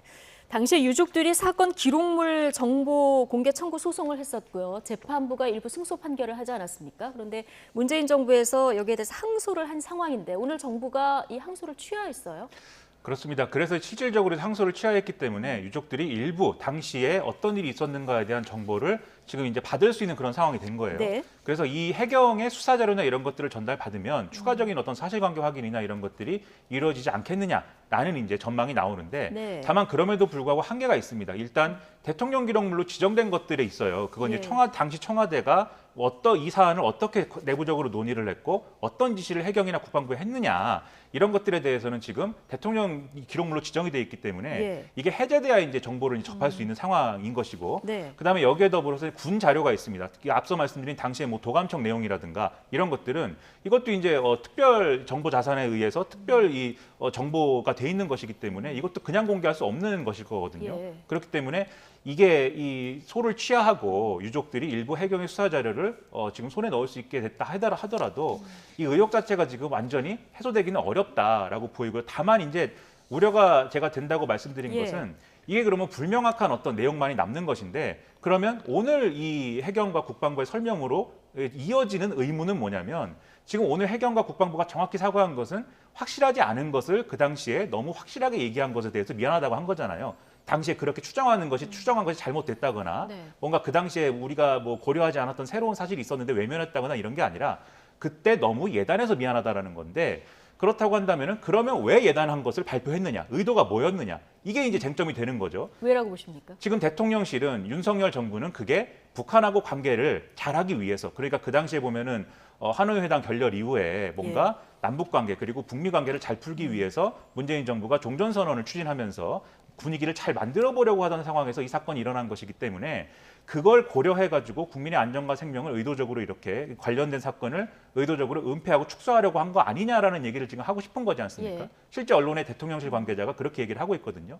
그런데 이거야말로 사실은 규명하기 어려운 사안인 것이고 실제로 해경이나 국방부가 그 당시에 어떤 코드를 맞춰가지고 애초에 이렇게 예단을 한 것인지 뭐랄까요 경솔하게 이렇게 공개를 한 것인지 아니면 다소 그냥 안이했던 어떤 태도가 있었던 것인지 또는 당시 청와대가 직접적으로 은폐와 축소 시도를 했던 것인지 이런 것들은 거의 확인하기가 당장은 어려운 것이고 상당 기간 논란이 있을 겁니다. 그러면 지금 이 시점에 해경과 국방부가 왜 이런 사과를 했어야 되는 거냐에 대해서는 이 여러 가지 의도에 대해서는 논란이 분분할 수밖에 없는 그것만 남는다는 거죠 지금. 자, 어쨌든 유족 입장에서 보면은 말씀 들어보면 해경이 수사 자료 정도는 받을 수 있는데 국방부의 자료도 좀 민감한 부분이 많고 특히나 지금 봉인이 돼 있는 대통령 기록물로 지정돼 있는 이 자료는 지금 15년 동안 봉인이 된다고 하는데 이걸 보려고 하면은 국회 재적의원 3분의 2 이상의 어떤 찬성을 받거나 관할 서울고등법원장의 영장이라던가 아니면 문재인 전 대통령의 해제 요청이 있어야 한다는 매우 까다로운 조건을 충족을 해야 되는데 이게 현실적으로 가능할까요? 네, 어느 것 하나도 가능할 것 같지는 않습니다. 왜냐하면 이걸 대통령 기록물로 지정을 해둔 것은 이제 문재인 전 대통령의 각고의 의지가 있었겠죠. 그런데 이제 바로 해제를 요청할 수 있을까 이것도 의문이고요. 서울고등법원 영장 같은 경우도 이거는 이제 과거의 사례라든지 여러 좀 법리적인 분석이 필요할 것 같은데요. 이것은 이제 이렇게 예단하진 않겠습니다. 근데 무엇보다도 국회 재적의원 3분의 2 이상의 찬성 이것은 이제 현재의 민주당의 국회 점유율이라든지 이런 것들을 봤을 때는 가능성은 굉장히 낮다라고 봐야 될 것 같습니다. 그러니까 이걸 대통령 기록물로 지정을 해서 사실상 봉인을 한 것이 올바르냐 여기에 대해서는 논쟁의 여지는 있을 수 있는데 근데 저는 또 당부드리고 싶은 것은 이것도 해제를 하려면 굉장히 적법한 절차를 거쳐서 과정상에 무리 없이 해야 된다라고 하는 거. 그러니까 이걸 열어야 한다라고 공익적으로 판단한 것이 선행되는 것이 아니라 절차상의 그 요건들을 잘 지켜야 된다는 말씀을 한 번 더 드리겠습니다. 그리고 여기서 또 한 번 이렇게 도출할 수 있는 결론은 이렇게 대통령 기록물로도 지정될 수 있는 정보라고 한다면 그것을 이제 선의로 봤을 때 국가안보상에 좀 어느 정도 비공개가 필요하다는 정보라고 볼 수 있는데 그렇다면 더더욱이나 그렇게 정보라든지 근거 이런 것들을 공개할 수 없는 것이었다면 그렇다면 피살된 공무원 분에 대해서도 자진 월북이었다라고 판단을 하고 그것을 발표하는 것은 자제되었어야 된다, 삼가했었어야 된다라는 생각이 오히려 거꾸로 드는 그런 대목이기도 합니다. 유족의 친형 모습이 지금 화면에서 계속 나왔었는데 어쨌든 유족 측은 당시 해경 지휘부 등을 고소할 거다 이렇게 얘기를 했고요. 오늘은 문재인 전 대통령도 언급을 했습니다. 그렇습니다. 이게 유족 입장에서 보면은 상당히 한맺힌 그런 사건이에요. 우리 가족 중에 한 명이 어쨌든 이유를 모르게 사망을 했고 심지어 시신이 불태워지는 그런 폐륜적인 상황을 당했는데 그 이유가 불명예스러운 어떤 이유다라고 하는 것을 이전 정부가 공식화한 거나 다름이 없는 그런 사건이기 때문에 유족 입장에서는 굉장히 이제 마음이 안 좋을 수밖에 없고 원망할 수밖에 없는 그런 사안이죠. 그렇기 때문에 뭐 해경 지휘부를 이제 고소한다든지 이런 일들을 하는 것입니다만, 그러면 이게 이런 어떤 법적 대응을 통해서 이 유족들의 어떤 여러 가지 의문이나 이런 것들이 완전히 풀릴 수 있는 것이냐, 명예가 충분히 다 회복이 되는 것이냐, 그렇게 되려면 이게 단지 이제 어떤 윤석열 정부의 어떤 노력만으로 되는 것도 아니고 사실은 이걸 해결하기 위해서 모두가 머리를 모아야지 지금 이제 해소할 수 있는 그런 상황이 되는 거거든요. 김수민 평론가님 말씀하셨듯이 예를 들면 대통령 기록물로 지정된 것에 대한 해제를 하기 위해서 여기에 대해서는 아주 제한적인 어떤 범주만이라도, 그래서 이 예를 들면 국회 정보위라든가 또는 어디 이제 뭐 국방이라든가 이렇게 정해진 상임위에서 상임위 차원에서 비공개로 일부 인원에 대해서만 열람을 하고 그 결과를 유족들에게 통보한다든지 이런 방법을 통해서라도 이것에 대해서는 유족의 한을 좀 풀어줄 수 있는 그러한 것들을 해야 된다라는 걸 합의할 수 있어야 되겠는데, 이게 잘못하면은 이 사안이 또 신고 권력 간의 갈등 이렇게 가서 서로 이제 뭐 의도에 대해서만 얘기를 하고 그런 상황에 빠져들 수가 있는 거거든요. 이 굉장히 조심해서 신중해서 처리해야 될 문제인데 상당히 좀 걱정스럽습니다. 지금 신고 권력 갈등이 재점화될까 이 부분 지금 언급을 해주셨는데, 오늘 대통령실 뭐 문재인 정부가 유족의 진상규명 요구에 제대로 응하지 않았다 이렇게 좀 비판을 했고요. 반면에 문재인 정부의 국정상황실장이었었죠. 윤건영 의원은 이 월북 의도가 없다는 증거도 내놓지 못하면서 사실관계를 호도하고 있다. 이거 국가적 자해행위다. 이렇게까지 비판을 했거든요. 네.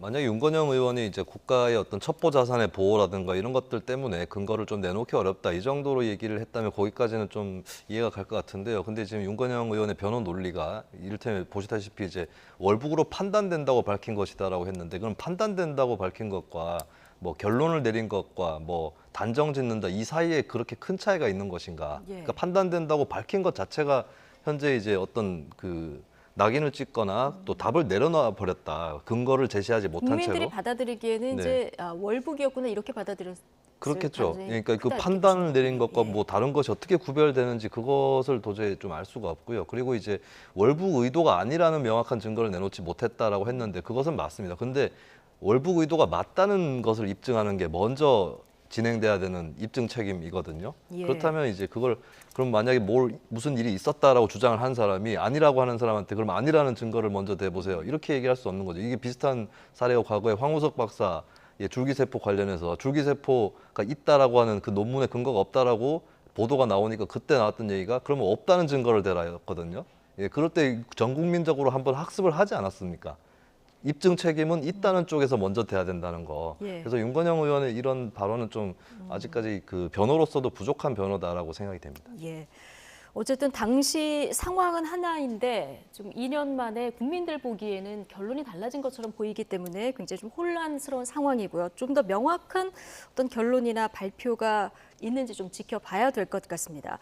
자, 저희가 준비한 두 번째 주제는 영상으로 먼저 보고 오시겠습니다.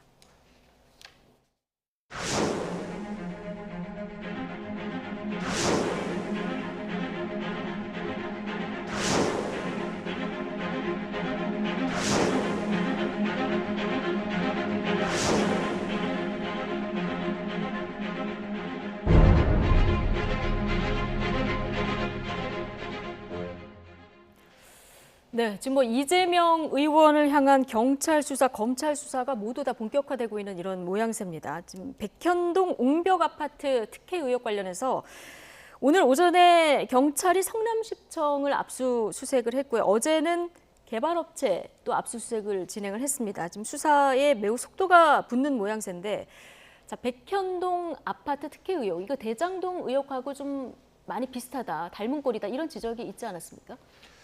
이게 뭐 구체적으로 들어가면은 이게 완전히 뭐 비슷한 사건이다라고 얘기할 수는 없겠습니다만, 다만 당시에 성남시가 이제 어려운 개발을 이제 할 수 있게 만들어 줬다라는 점에 있어서는, 그리고 그걸 통해서 민간 업체가 상당한 이제 수익을 거뒀다라는 점에 있어서는 비슷한 얘기 아니냐, 이제 이런 지적들이 많이 있었죠. 그리고 윤석열 대통령도 후보 시절에 예를 들면 TV 토론을 한참 하다가 대장동 관련 의혹을 굉장히 많이 얘기를 했는데 너무 그 의혹만 얘기하는 거 아니냐라는 지적이 나오니까 바로 그러면 백현동 의혹 얘기한다, 이렇게 얘기를 하기도 해서 여러모로 이제 좀 언급이 많았던 그런 사건이거든요. 구체적으로 보면은 이게 당시에 이제 이 부지가 개발이 잘 안 되는 원래 이제 공공기관이 있다가 이제 이전한 그 자리인데 네. 이 자리가 개발이 안 되다가 이게 이 특정 시점을 지나면서 개발이 잘 되는 이런 상황이 돼서 예를 들면 용도 변경이 자연스럽게 된다거나 해서 네. 지금 보면은 여기가 옹벽이 상당히 높은 이제 아파트다라는 걸로 많이 보도가 되지 않았습니까? 예, 이게 저희가 화면에서 많이 봤죠. 그렇죠. 고도 제한이나 이런 문제 때문에 이걸 피하기 위해서 이렇게 옹벽을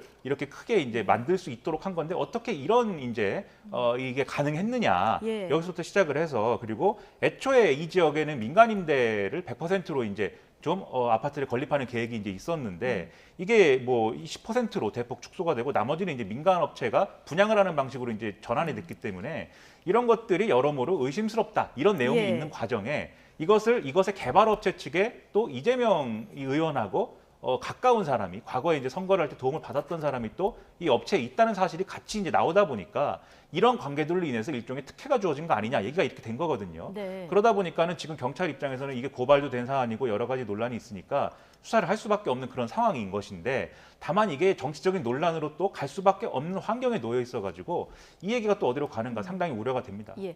어쨌든 이 부동산 개발사가 달라진 다음에 당초 100%를 민간 임대로 하기로 했다가 이게 10%로 비중이 줄었고 자연 녹지 지역에서 이게 준주거 지역으로 하면 4단계가 수직 상승을 하는 거거든요. 이런 부분이 조금 의심스럽다 이런 의혹이 있었던 건데 지금 이재명 의원 이름이 계속 나오는 게 당시 성남시장이 이재명 의원이었던 거죠? 네, 그렇습니다. 뭐 어쨌든 성남시장으로서 이 문제의 책임자이고 또 뭐 인허가권 이런 것들도 성남시에서 갖고 있는 것이고 그 결재 서류에도 이제 이재명 당시 시장의 어떤 서명 이런 것들이 또 나옵니다. 물론 그렇다고 해서 이게 꼭 비리고 뭐 거기에 연루됐다라고 그렇게 네. 뭐 단정을 지을 수는 없는 거겠지만 근데 이제 여러 가지 용도 변경이 또 이제 자연 녹지에서 준주거 지역이 되는데 사실 주거 지역이 될 수도 있었거든요. 근데 준주거 지역이 되면 용적률이 더 올라가는 그런 시행사 입장에서는 이점인 것이죠. 그리고 시행사에 또 이재명 시장의 그 선거를 도왔던 사람이 마침 그 무렵에 들어간 점들 이런 것들이 이제 정황은 의심이 될 수 있다라고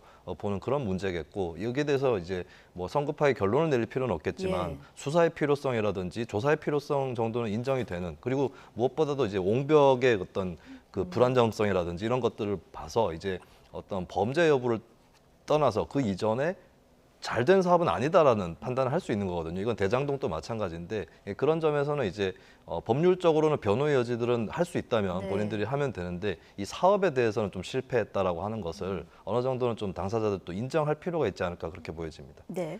자, 이재명 의원. 이 경기도지사 시절에 국감장에 나와서 이제 발언을 할 기회가 있었는데요. 특혜 의혹 아니다 이렇게 얘기하면서 어떻게 얘기했냐면 국토부가 요청해서 한 일이다 이렇게 얘기를 했었거든요.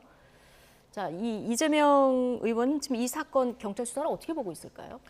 지금 말씀하신 것처럼 과거부터 이 사안에 대해서 대장동도 마찬가지입니다만 문제 삼을 만한 이유가 없다라는 취지로 주장을 했는데 이게 사실관계에도 사실은 언론 보도나 이런 것들을 종합을 해보면 이재명 의원이 얘기한 사실관계가 100% 맞는 거냐에 대해서는 여러 가지 또 해석이 있는 것 같아요. 그러다 보니까 수사의 필요성이나 이런 것들은 제기가 되어오던 상황이고 그래서 이제 수사가 이어지는 상황인데 이게 그러면은 그런 디테일한 어떤 쟁점들에 대해서 이재명 의원이 설명해 줄 필요도 있는 것 같은데 예. 그게 아니라 지금 수사가 일종의 기획된 수사이다라는 이 정치 보복이다라는 그런 취지의 주장을 지금 하고 있는 거거든요.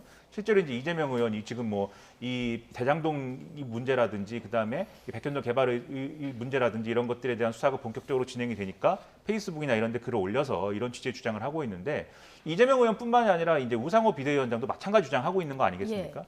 그런데 이런 주장에 대해서는 저는 좀 여러모로 이제 좀 신중할 필요가 있다고 생각을 하는 게 지금 쭉 말씀드렸습니다만 수사의 필요성이 전혀 인정되지 않는 것을 지금 수사를 하고 있는 거냐 그렇지는 않거든요. 예. 그래서 예를 들면 수사 과정에 이게 좀 무리하게 진행이 되고 있다든지 또는 수사 주체들이 어떤 법적인 어떤 그러한 것들을 지켜야 될 것을 지키지 않고 하고 있다든지 또는 예. 여러모로 의심스러운 행위들이 있다든지 이런 것들에 대해서 문제 제기하는 거는 뭐 이해할 수 있겠는데 그게 아니라 근본적인 어떤 수사의 어떤 배경이라든가 의혹 이런 것들을 얘기를 하고 있는 것이기 때문에 저는 이게 그냥 수사에 대한 반발로 그치는 게 아니라 추가적인 어떤 정치적인 어떤 다음 행보에 대한 어떤 정당성 이런 것들을 얘기하기 위한 뭐 그러한 포석도 나름 있는 거 아니겠느냐 이런 해석을 안 할 수가 없는 상황이다 이렇게 생각을 합니다. 네.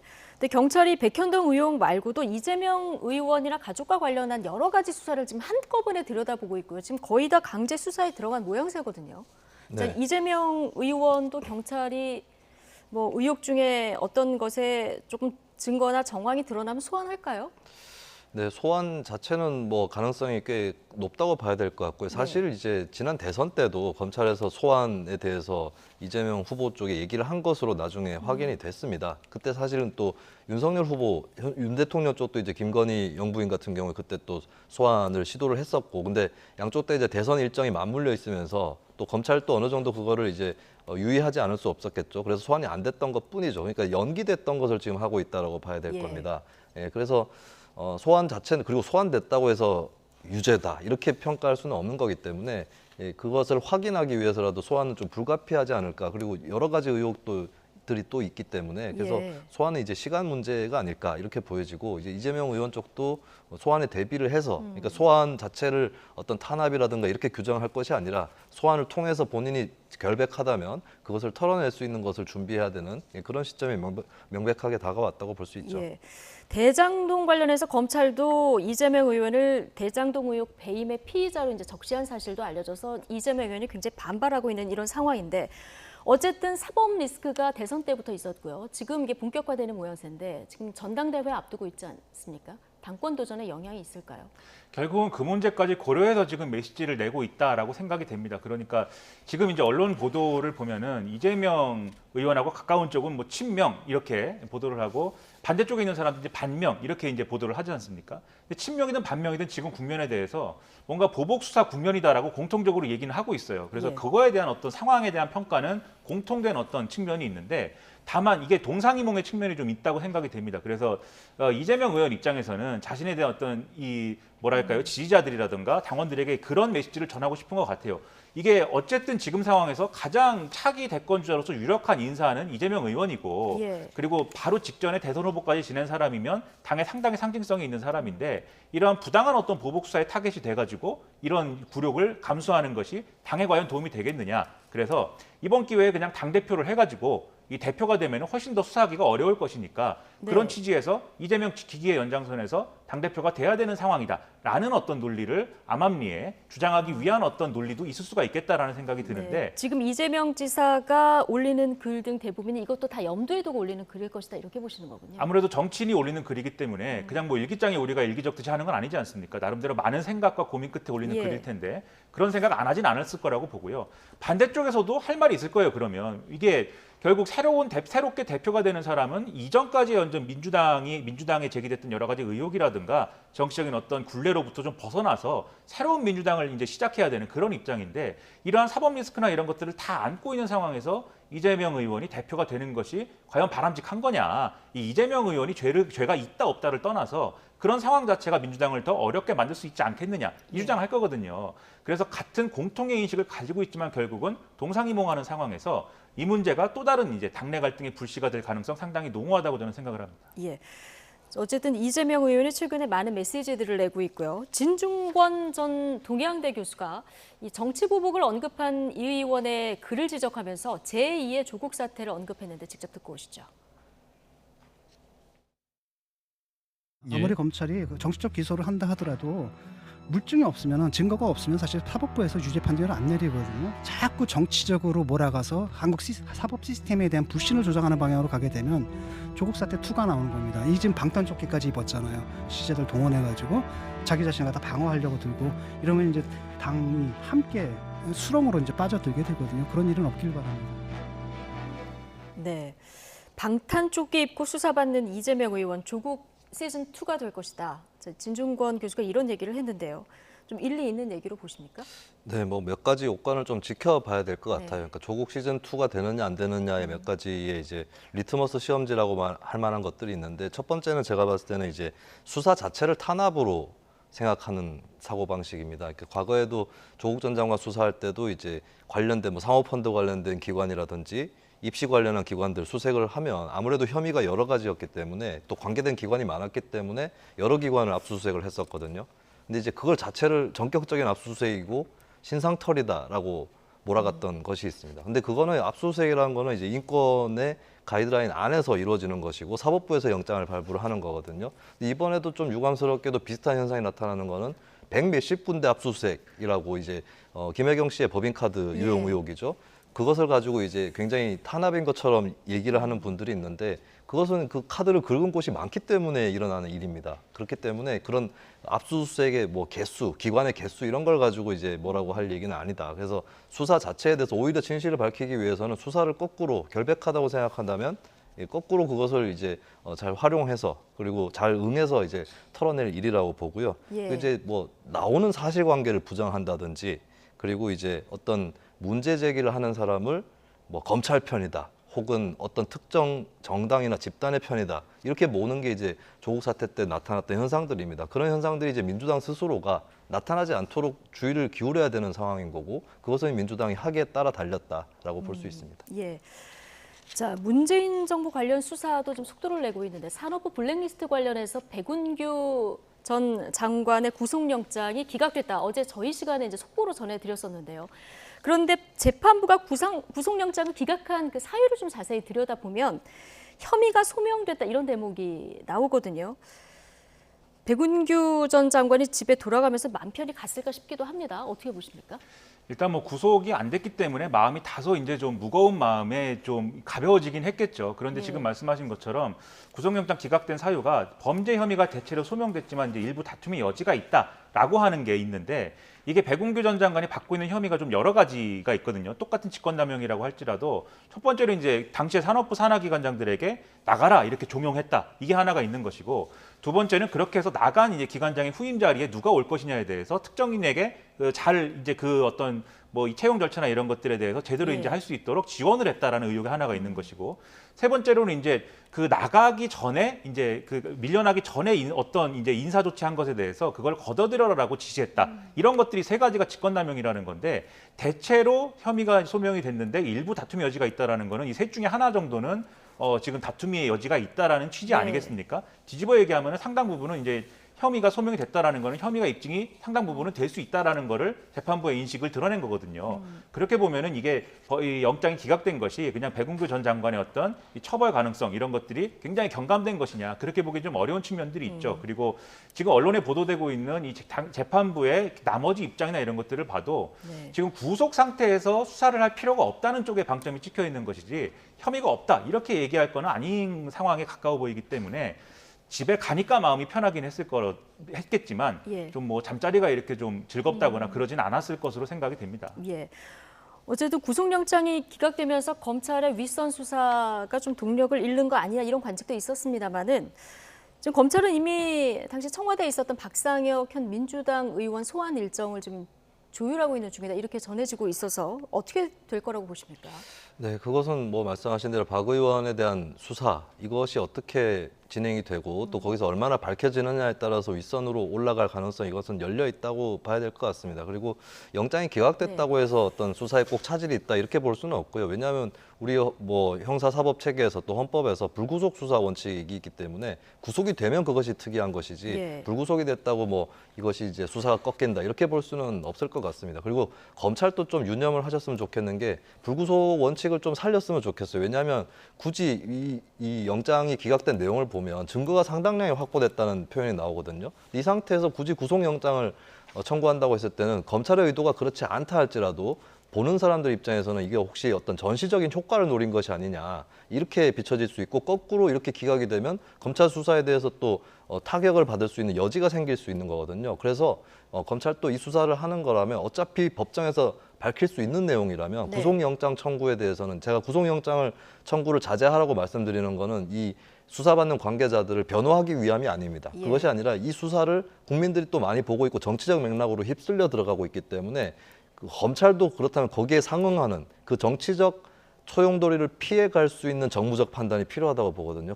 이건 정무적인 판단만이 아니라 법무적인 판단이기도 합니다. 그래서 되도록이면 불구속 수사로 법정에서 결판을 내겠다라는 그 심정으로 수사를 하는 게 더 이 상황에 맞지 않을까 그렇게 보여집니다. 사실 환경부 블랙리스트 사건도 불구속 상태에서 재판을 받다가 재판에서는 결국 유죄 판결을 받은 이런 사건이라서 이 산업부 블랙리스트가 이거와 결론이 같을지 다를지 이거 좀 지켜봐야 될 것 같고요. 어쨌든 이 수사가 전방위로 지금 진행이 되면서 민주당은 문재인 정부와 이재명 의원을 동시에 겨냥한 기획 수사다 이런 입장인데요. 이에 대한 여당 그리고 한동훈 법무부 장관 입장까지 같이 듣고 오시겠습니다. 경제 민생에 돌파하기 어렵다고 판단하니까 이런 식의 수사 국면으로 좀 바꾸고 있는 거 아니에요. 이러고는 속일 수가 없어요. 20몇 년 정치에 나갔던 사람은 많이 당해봤기 때문에 이번에는 양쪽을 동시에 치잖아요. 이 한동훈 장관이 문재인 정부 윗선과 또 이재명, 백현동 수석 들어가고 이거 막 동시에 하잖아요. 이건 절대 기획해서 해요. 대검에서 다 기획한다 이건. 우리가 정권 잡아봤는데 몰라요? 문재인 정부가 수사하면 적폐청산이고 윤석열 정부가 수사하면 정치 보복이라고 호들갑을 떱니다. 이쯤 되면 내로남불과 이중잣대, 안면 몰수가 민주당의 실질적인 강령이라고 봐도 무방합니다. 문재인 정부 시절 민주당은 조국 전 장관과 김경수 전 지사를 옹호하며 검찰과 법원을 향해 생떼를 부렸습니다. 하지만 지금은 부끄러운 그 시절에 대해 침묵하고 있습니다. 이번에도 마찬가지입니다. 오늘 민주당의 생떼는 또다시 내일의 부끄러움으로 쌓여갈 것입니다. 중대한 범죄를 수사하는 것을 정치 보복이라고 부르는 것에 대해서 상식적인 많은 국민들께서 전혀 동의하지 않으실 거라고 생각합니다. 그 누구도 법 위에 있을 수 없다고 생각합니다. 네, 여야의 공방과 한동훈 법무부 장관 입장까지 같이 듣고 오셨는데요. 어쨌든 민주당은 지금 문재인 정부를 향한 수사도 진행이 됐고 이재명 의원 관련한 수사들도 좀 속도를 내고 있기 때문에 이게 한동훈 장관표 기획수사다 이렇게 보고 있거든요. 이 민주당의 주장은 좀 일리가 있다고 보십니까? 저는 뭐 그렇게 생각할 수도 있겠는데 이 네. 광경 보면은 좀 답답합니다. 지금 우상호 비대위원장이 자기들이 정권 잡아봤으니까는 다 안다 이렇게 얘기했는데 그러면 문재인 정권에서는 뭐 기획수사를 한 것인지 그러면 네. 그런 부분이 의문이고 또 권성동 원내대표가 하는 얘기도 좀 의문인 부분이 있어요. 왜냐하면은 문재인 정권에서 했던 적폐수사에 대해서 보복이라고 했거든요. 국민의힘은 그 당시에. 그러면은 왜 그때는 보복이라고 하면서 지금은 또 보복이 아니다라는 거에 근거를 다른 근거를 대는 게 아니고 똑같은 얘기를 또 자리만 바꿔서 반복하는 거 아니겠습니까? 그래서 이런 광경을 보면 상당히 답답한데 그래서 이런 방식으로 그냥 여러 가지 정황들을 끼워 맞춰서 이제 얘기할 필요가 없고 정확하게 어떤 부분이 문제다라고 하는 게 있어야 됩니다. 그냥 한꺼번에 예. 수사를 다 하니까 그것이 기획수사다. 이렇게 이렇게만 얘기하면은 오히려 소모적인 것이고 지금 진행되고 있는 상황 중에 어떤 것이 정확히 문제이다. 이거를 민주당이 얘기를 해줬으면 좋겠고요. 그리고 이제 검찰도 지금 뭐 검찰총장도 없고 해갖고 결국은 이제 한동훈 법무부 장관한테 다 이 얘기를 하게 되는데 한동훈 법무부 장관도 이게 뭐 보복 수사가 아니고 뭐 그냥 이 중대범죄를 수사하는 것이다. 이렇게 설명하기에는 과거에 검찰의 전적을 보면은 이런 것들이 기획수사를 통해서 억울한 사람 많이 만들었던 게 또 사실이에요. 그래서 국회의원 지낸 어떤 인사는 뭐 스스로 목숨을 끊기도 한 사건도 있습니다. 그런 것들이 있다고 하면은 이런 정치권과 그리고 국민들에게 안심하라는 메시지를 줘야지 저지른 죄에 대해서 합당한 어떤 그러한 책임을 묻는 것뿐이다라는 메시지를 줘야지 지금 상황이 그냥 이제 이 어떤 정치 보복 수사가 아니다라는 어떤 그런 설명만으로 해소가 되는 것이냐 여러모로 의문인 거거든요. 네. 이 검사 세계에 내려오는 그 뭐 좌우명 같은 거 뭐 이 격언 같은 거 있지 않습니까? 칼은 찌르되 비틀지 마라 뭐 이런 것도 있는데 그런 얘기들 잘 아는 분들이기 있습니까? 때문에 예. 이 수사는 자제하는 것이 좋다. 자제하는 게 하지 말라는 게 아니라 정말 필요한 부분에 대해서만 한다는 것을 정확하게 얘기해 줬으면 좋겠습니다. 예. 한동훈 법무부 장관은 말을 아끼면서도 중대한 범죄를 수사하는 것을 정치 보복이라고 하는 것은 국민들이 동의하지 못할 것이다. 오늘 얘기를 했거든요. 길게 얘기하지는 않지만 명확한 입장을 계속 밝히고 있어요.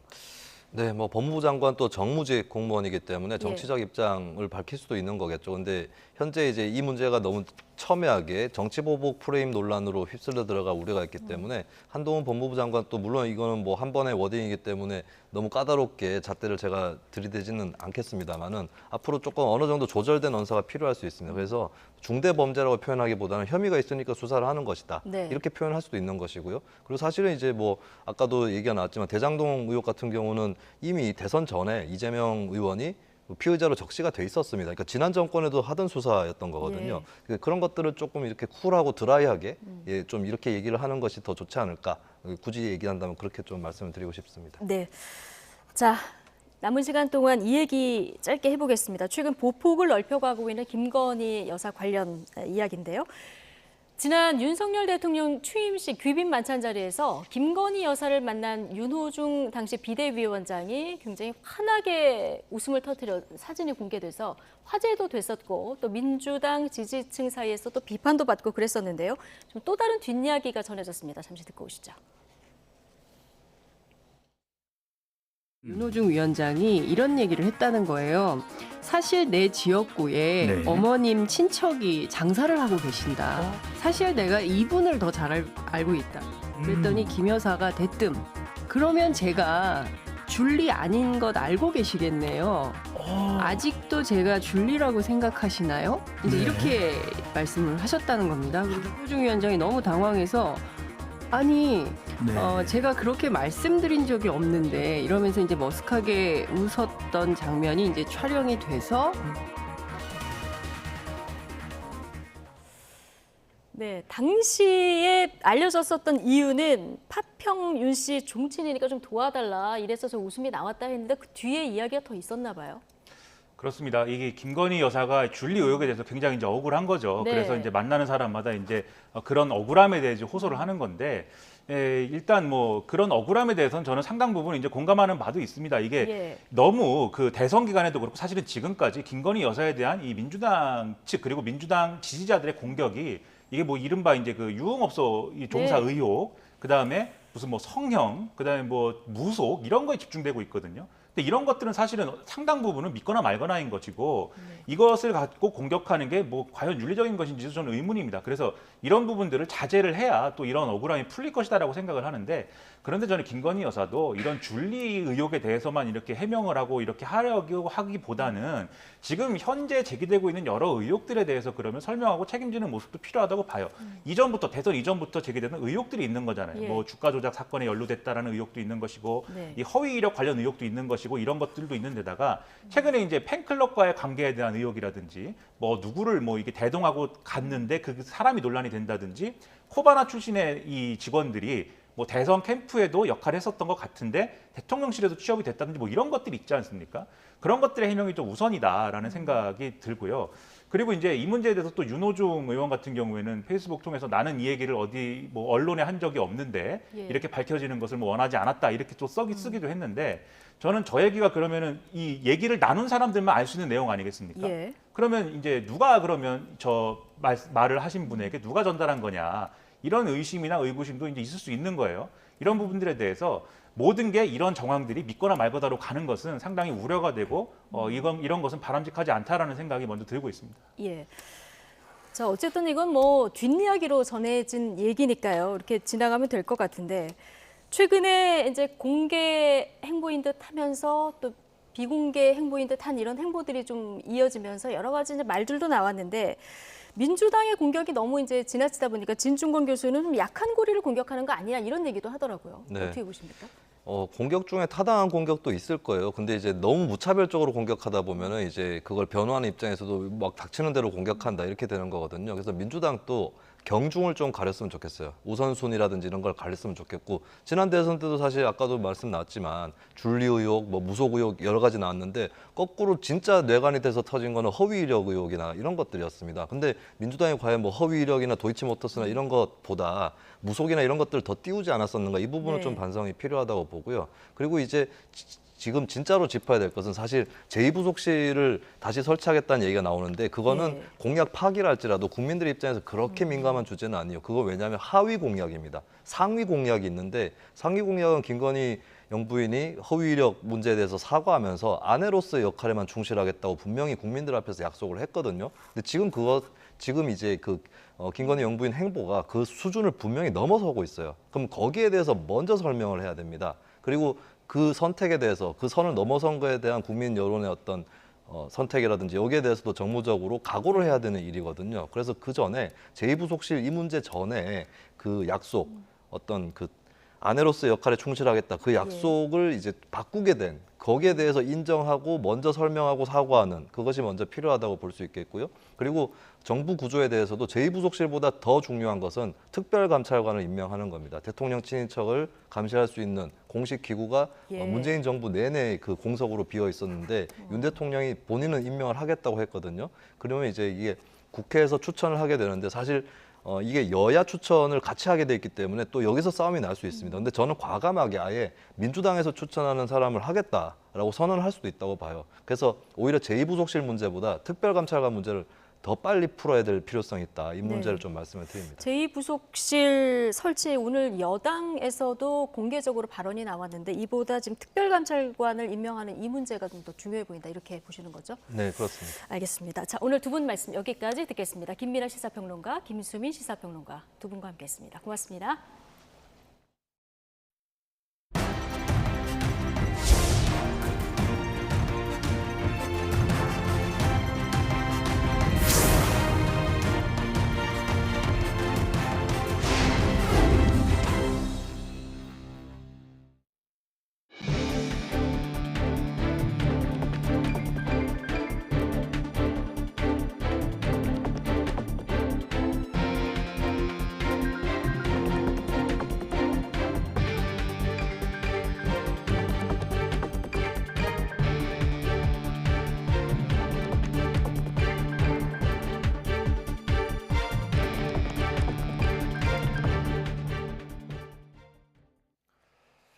미국 연방준비제도가 기준금리를 한꺼번에 0.75%포인트 인상하는 자이언트 스텝을 밟았지만 국내 증시는 8거래일 만에 반등에 성공했습니다.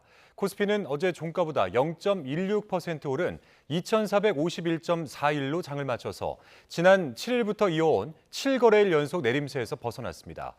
코스닥 지수는 0.34% 오른 802.15에 마감해 하루 만에 800선을 되찾았습니다.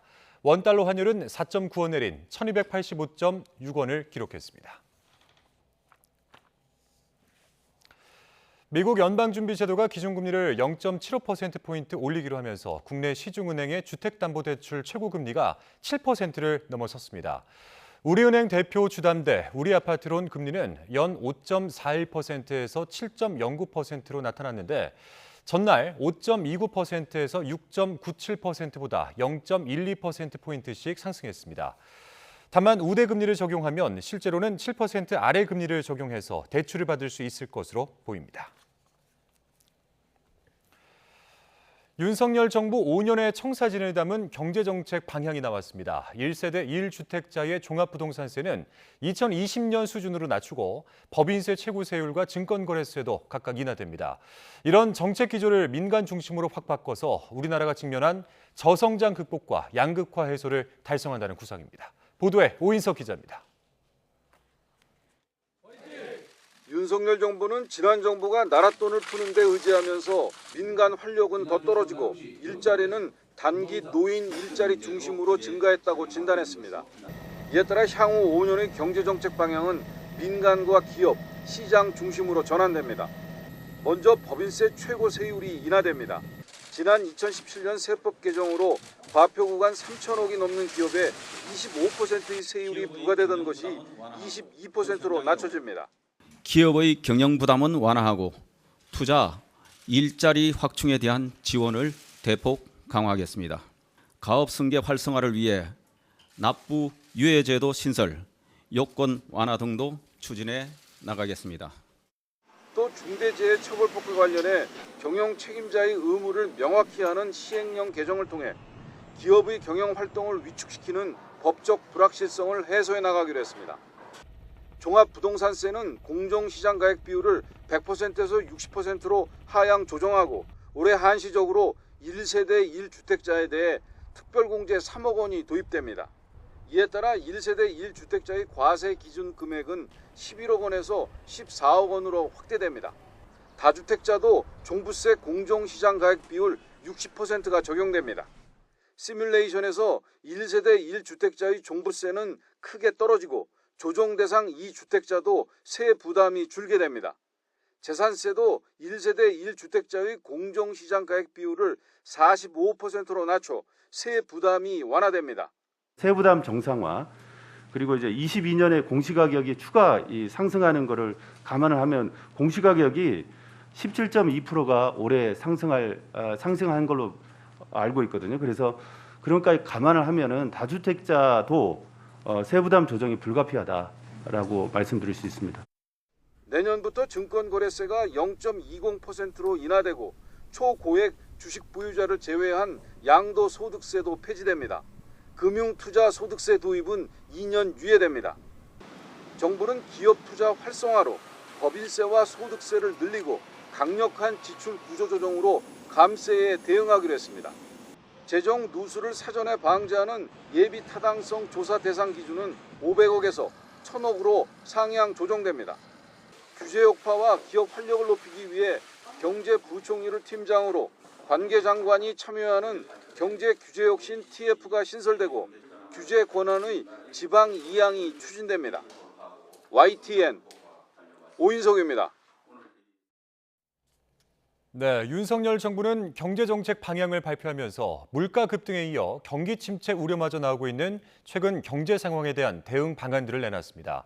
하지만 국민이 체감할 이 표적간 대책은 없어 보이고 또 섣부른 감세가 정부의 위기 대응 여력을 줄일 수 있다는 걱정도 나오고 있는데요. 요즘 같은 복합 위기 속에 새 정부 경제정책이 시험대에 올랐다는 평가가 나오고 있습니다. 권남기 기자입니다. 주유소 기름값은 매일 신기록이고 먹거리 가격 오름세는 멈출지를 모릅니다. 대출 이자 부담은 갈수록 커지고 환율은 매일같이 널뛰기 하며 불안을 키웁니다. 경기 침체가 오고 있다는 암울한 전망 속에 정부도 복합 위기가 시작됐다는 진단을 내렸습니다. 1, 2개월 내에 쉽게 호전될 상황이 아니며 상당 기간 고물가 속에 경기 둔화 양상이 지속될 전망입니다. 정부는 올해 물가 상승률이 5%에 육박하고 성장률은 2% 중반대에 그칠 것으로 내다봤습니다. 기업의 투자는 줄고 경상수지 흑자는 지난해의 절반 수준으로 쪼그라듭니다. 다만 거리두기 해제로 늘어나는 민간 소비가 성장을 뒷받침할 거로 봤는데 금리 인상 속도와 폭이 변수가 될 전망입니다. 인플레이션 파이터로서의 중앙은행의 본연의 역할이 다시금 중요해지고 있습니다. 정부는 위기를 전망했지만 뾰족한 대응책을 내놓지 못했습니다. 현재 적용 중인 유류세 30% 인하를 연말까지 연장한다고 밝혔지만 체감 효과는 이미 사라져 기름값이 내려간다고 느낄 수는 없습니다. 기저귀와 분유에 붙는 부가가치세를 아예 없애는 방안도 나왔지만 얼마나 소비자 이익으로 돌아올진 미지수입니다. 이 밖에 해외 자원 개발 기업을 지원하고 식량 자급을 늘리겠다는 등의 계획을 내놨지만 당장 효과를 기대하긴 어렵습니다. 오히려 정부가 쏟아낸 대기업 감세와 부동산 감세가 세금 수입을 줄여 재정 여건을 악화시킬 수 있다는 걱정이 나옵니다. 서민들의 그 민생 안정을 위한 재정 지출이 필요한 이 시점에서 그 재원을 오히려 깎는 부자 감세들을 추진한다는 점에서 일관성이 좀 떨어지는 것으로 보이고 경제 불안이 커지는 상황인데 정부 스스로 위기 대응 여력을 줄이고 있다는 겁니다. YTN 권남기입니다. 네, 오늘 임금 피크제와 관련한 KT 노동자들의 대규모 소송에서 1심 법원은 사측의 손을 들어줬습니다. 그러니까 KT의 임금 피크제는 적절했다고 판단한 건데요. 오늘 선고에 앞서 대법원은 지난달 26일 임금 피크제와 관련한 첫 번째 판결을 내리면서 임금 피크제 무효 여부를 따지는 4가지 기준을 제시했습니다. 자, 이 4가지 기준을 하나씩 살펴보도록 하겠습니다. 자, 먼저 임금 피크제의 이 타당성입니다. 만약 회사가 실적 등을 이유로 임금 피크제를 도입을 했을 때 임금 피크제 대상의 업무 성과가 떨어진다면 그 타당성이 인정되겠죠. 그런데 만약 임금 피크제 대상이 다른 연령대와 비교해서 이번에는 반대로 업무 달성률이 높은 경우, 자, 이 경우는 이 도입 목적 타당성이 부족하다고 보는 겁니다. 비교적 많은 성과를 내고 있는데 단순히 나이가 많다는 이유로 임금을 삭감한다? 네, 타당성이 맞지 않겠죠. 그리고 다음 기준입니다. 다음 기준, 불이익의 정도입니다. 도입 취지는 좋다 하더라도 노동자 개인이 감당해야 할 불이익이 과도해서는 안 된다는 겁니다. 임금 피크제를 이유로 갑작스럽게 특정 연령대 임금을 일시에 그것도 대폭 떨어뜨리는 경우를 불이익으로 보는 겁니다. 그리고 과도한 불이익도 문제지만 이 불이익에 대한 보상이 적절했는가, 이것도 관건입니다. 업무량이나 내용은 그대로인데 갑자기 급여만 준다. 네, 당연히 부당하다고 느낄 수밖에 없겠죠. 그리고 마지막 4번째는 바로 합리성입니다. 임금 피크제로 감액한 지원을 본래 목적을 위해서 사용했는지 이 여부입니다. 이를테면 임금 삭감분이 청년 채용에 쓰였다면 합리성이 인정되는 거겠죠. 이렇게 지난달 대법원 판결은 4가지 기준을 제시하면서 임금 피크제를 지적했지만 도입 유형에 따라서는 또 다른 해석이 나올 수 있습니다. 여기에는 2가지 유형이 있는데요. 함께 보시죠. 정년은 그대로 둔 채 이렇게 임금 하락 구간만 정한 정년 유지형, 그리고 정년을 일정 기간 연장하고 그 기간 동안 임금 하락 구간을 정한 정년 연장형입니다. 지난 대법원 판결은 청년 유지형에 대한 판결이었고 이번 KT 노동자들이 제기한 소송은 정년 연장형에 대한 판결이었습니다. 임금 피크제 유형제에 따라서 해석상 차이가 있는 만큼 이번 KT의 경우 정년 연장 자체가 임금 삭감에 대한 보상이라 볼 수 있다며 1심 재판부는 임금 피크제 시행이 적절하다고 판단했습니다. 이제 앞으로 대법원의 최종 판결도 남겨둔 만큼 임금 피크제 유형에 따른 보다 구체적인 가이드라인까지 나올 것으로 보입니다.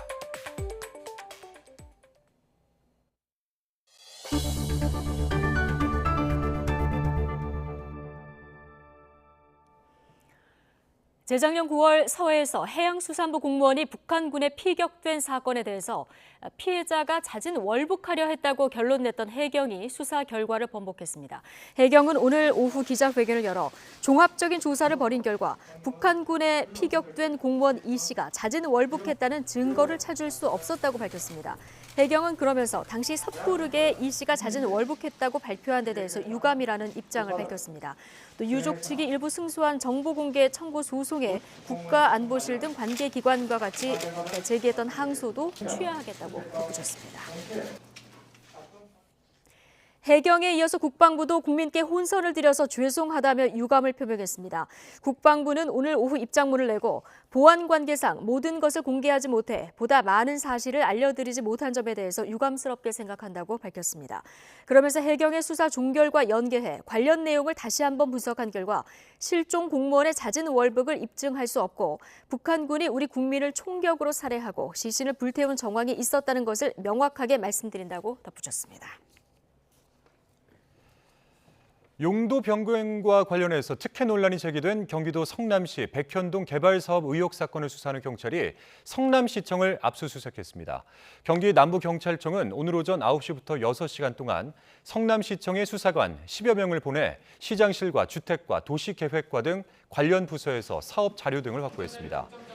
백현동 아파트 부지는 지난 2015년 부동산 개발회사에 매각된 뒤 자연 녹지 지역에서 준주거 지역으로 용도 변경됐는데 애초 전체 민간 임대로 계획됐던 가구 다수가 일반 분양으로 바뀌면서 특혜 논란이 불거졌습니다. 더불어민주당 우상호 비상대책위원장은 문재인 정부 인사와 이재명 의원을 동시에 수사하는 것은 기획수사라며 그 중심엔 한동훈 법무부 장관이 있다고 주장했습니다. 우 비대위원장은 국회에서 기자들과 만나 자신들이 정권을 잡아봤는데 모르겠느냐, 무조건 대검찰청에서 기획한 거다라며 이같이 말했습니다. 이어서 이들 수사는 한동훈 장관이 보고를 받고 윤석열 대통령과 교감하고 있을 거라며 경제와 민생 문제에서 돌파구를 찾지 못해 이런 식의 수사 국면으로 흐름을 바꾸고 있는 것이라고 강조했습니다. 한동훈 법무부 장관이 전 정권을 겨냥한 검찰 수사가 정치 보복이라는 야당의 주장을 정면으로 반박했습니다.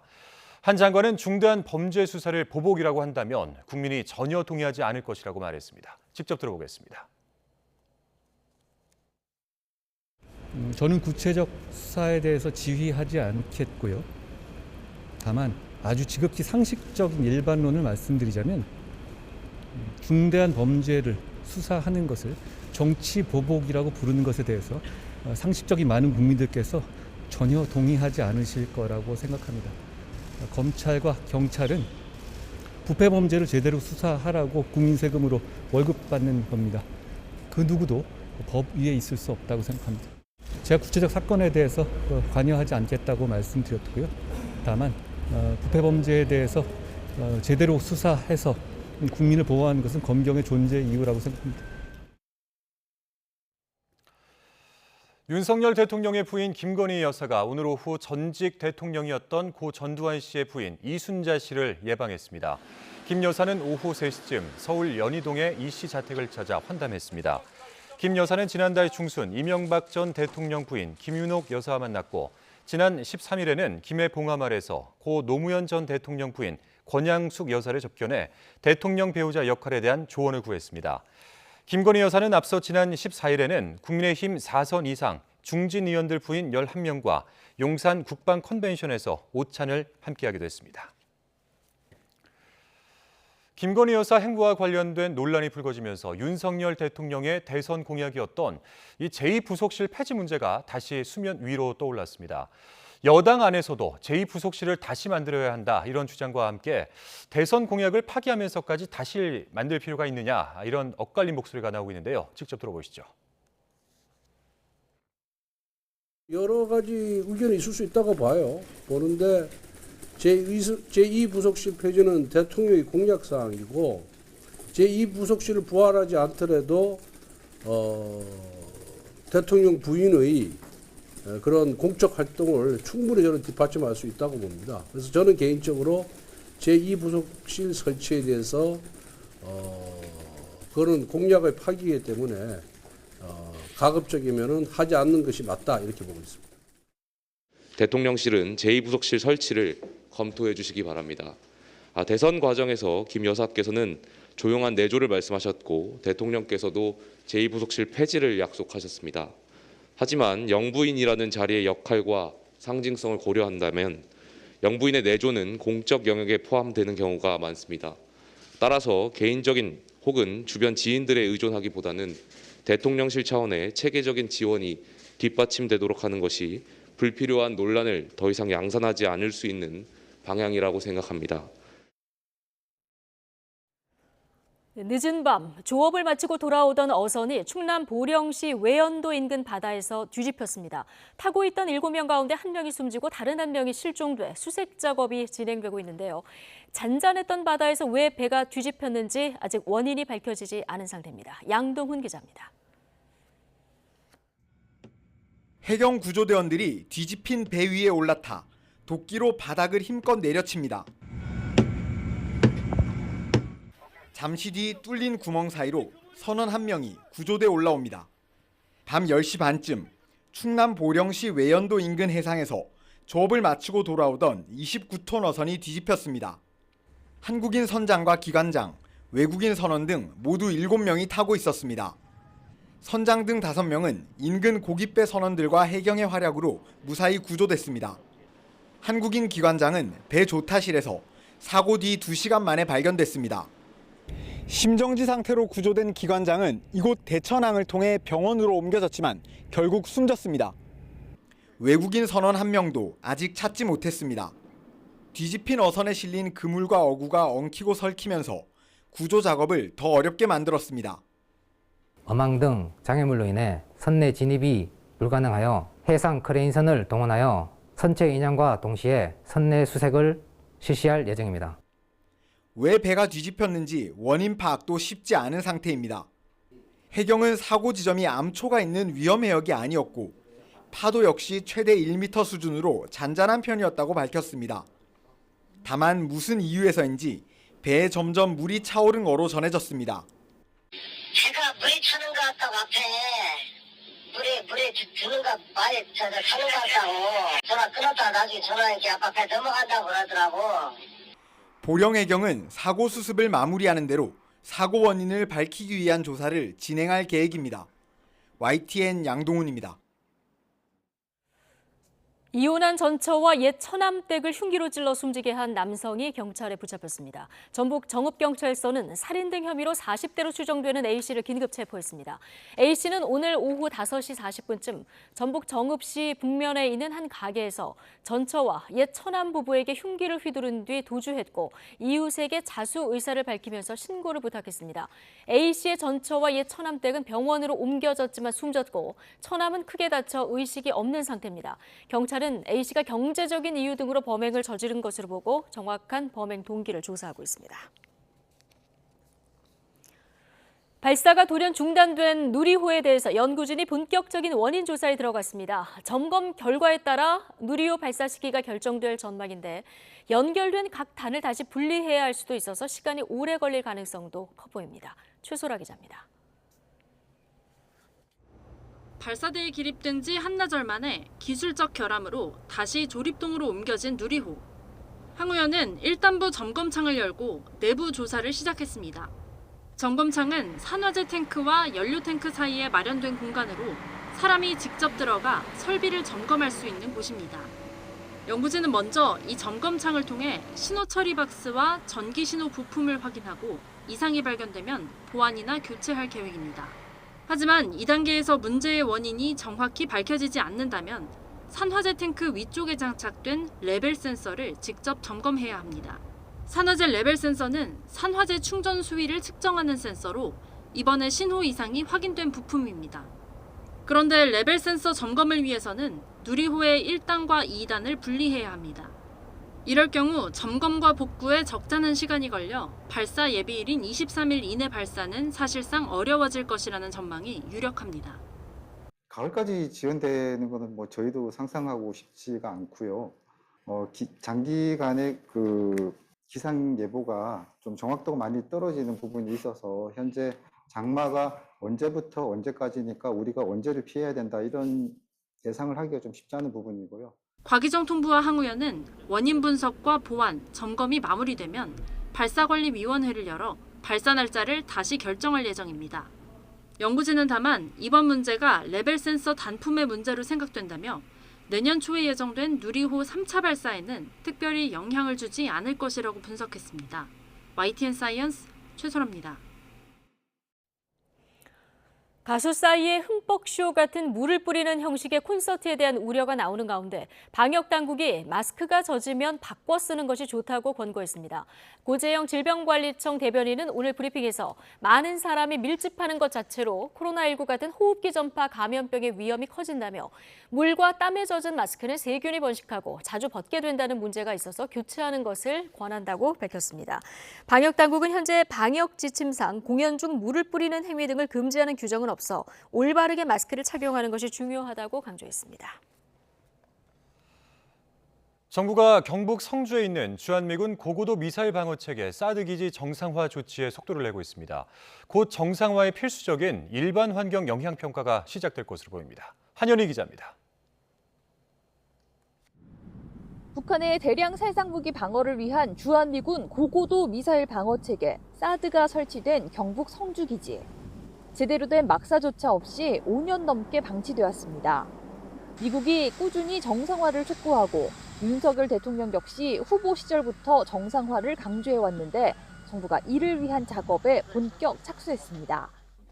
국방부는 첫 단계로 사드 기지 환경 영향 평가 협의회 구성에 나섰습니다. 사드 기지 정상화를 위해서는 일반 환경 영향 평가가 필수적인데 지금까지는 주민 반대 등으로 이를 수행할 평가 협의회조차 구성되지 못했기 때문입니다. 일단 환경 관련 기관과 관할 지방자치단체 등의 위원 추천을 요청했는데 국방부는 관할 지자체와 지방환경청 공무원, 환경 관련 민간 전문가, 주민 대표, 환경부와 국방부 소속 공무원 등으로 협의회를 구성할 계획이라고 밝혔습니다.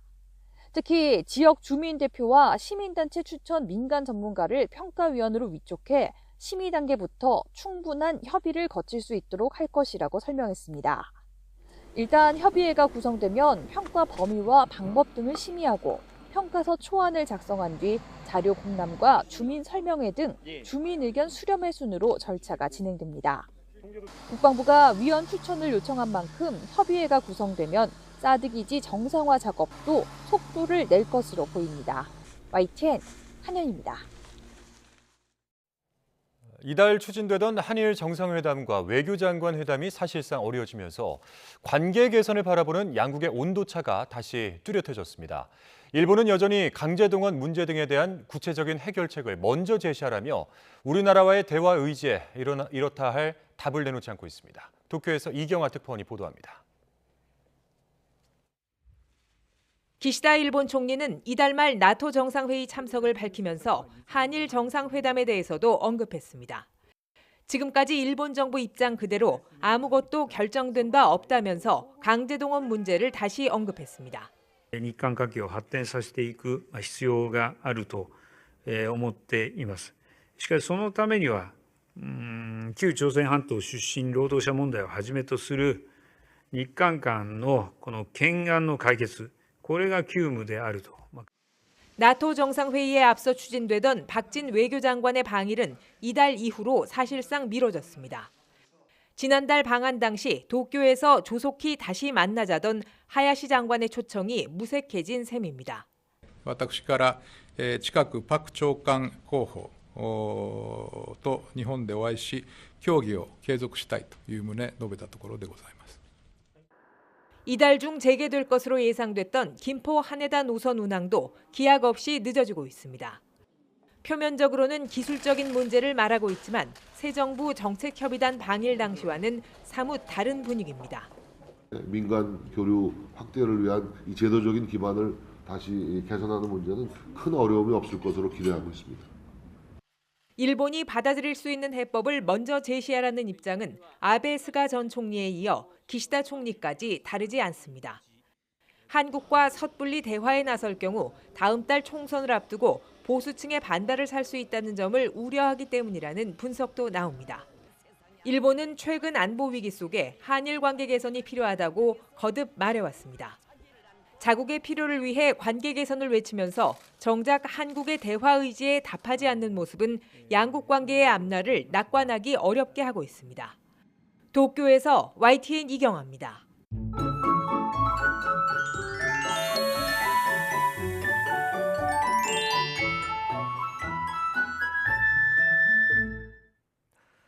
오늘 남부지방은 예년 수준을 회복했지만 중부지방은 여전히 예년 기온을 밑돈 곳이 많았습니다.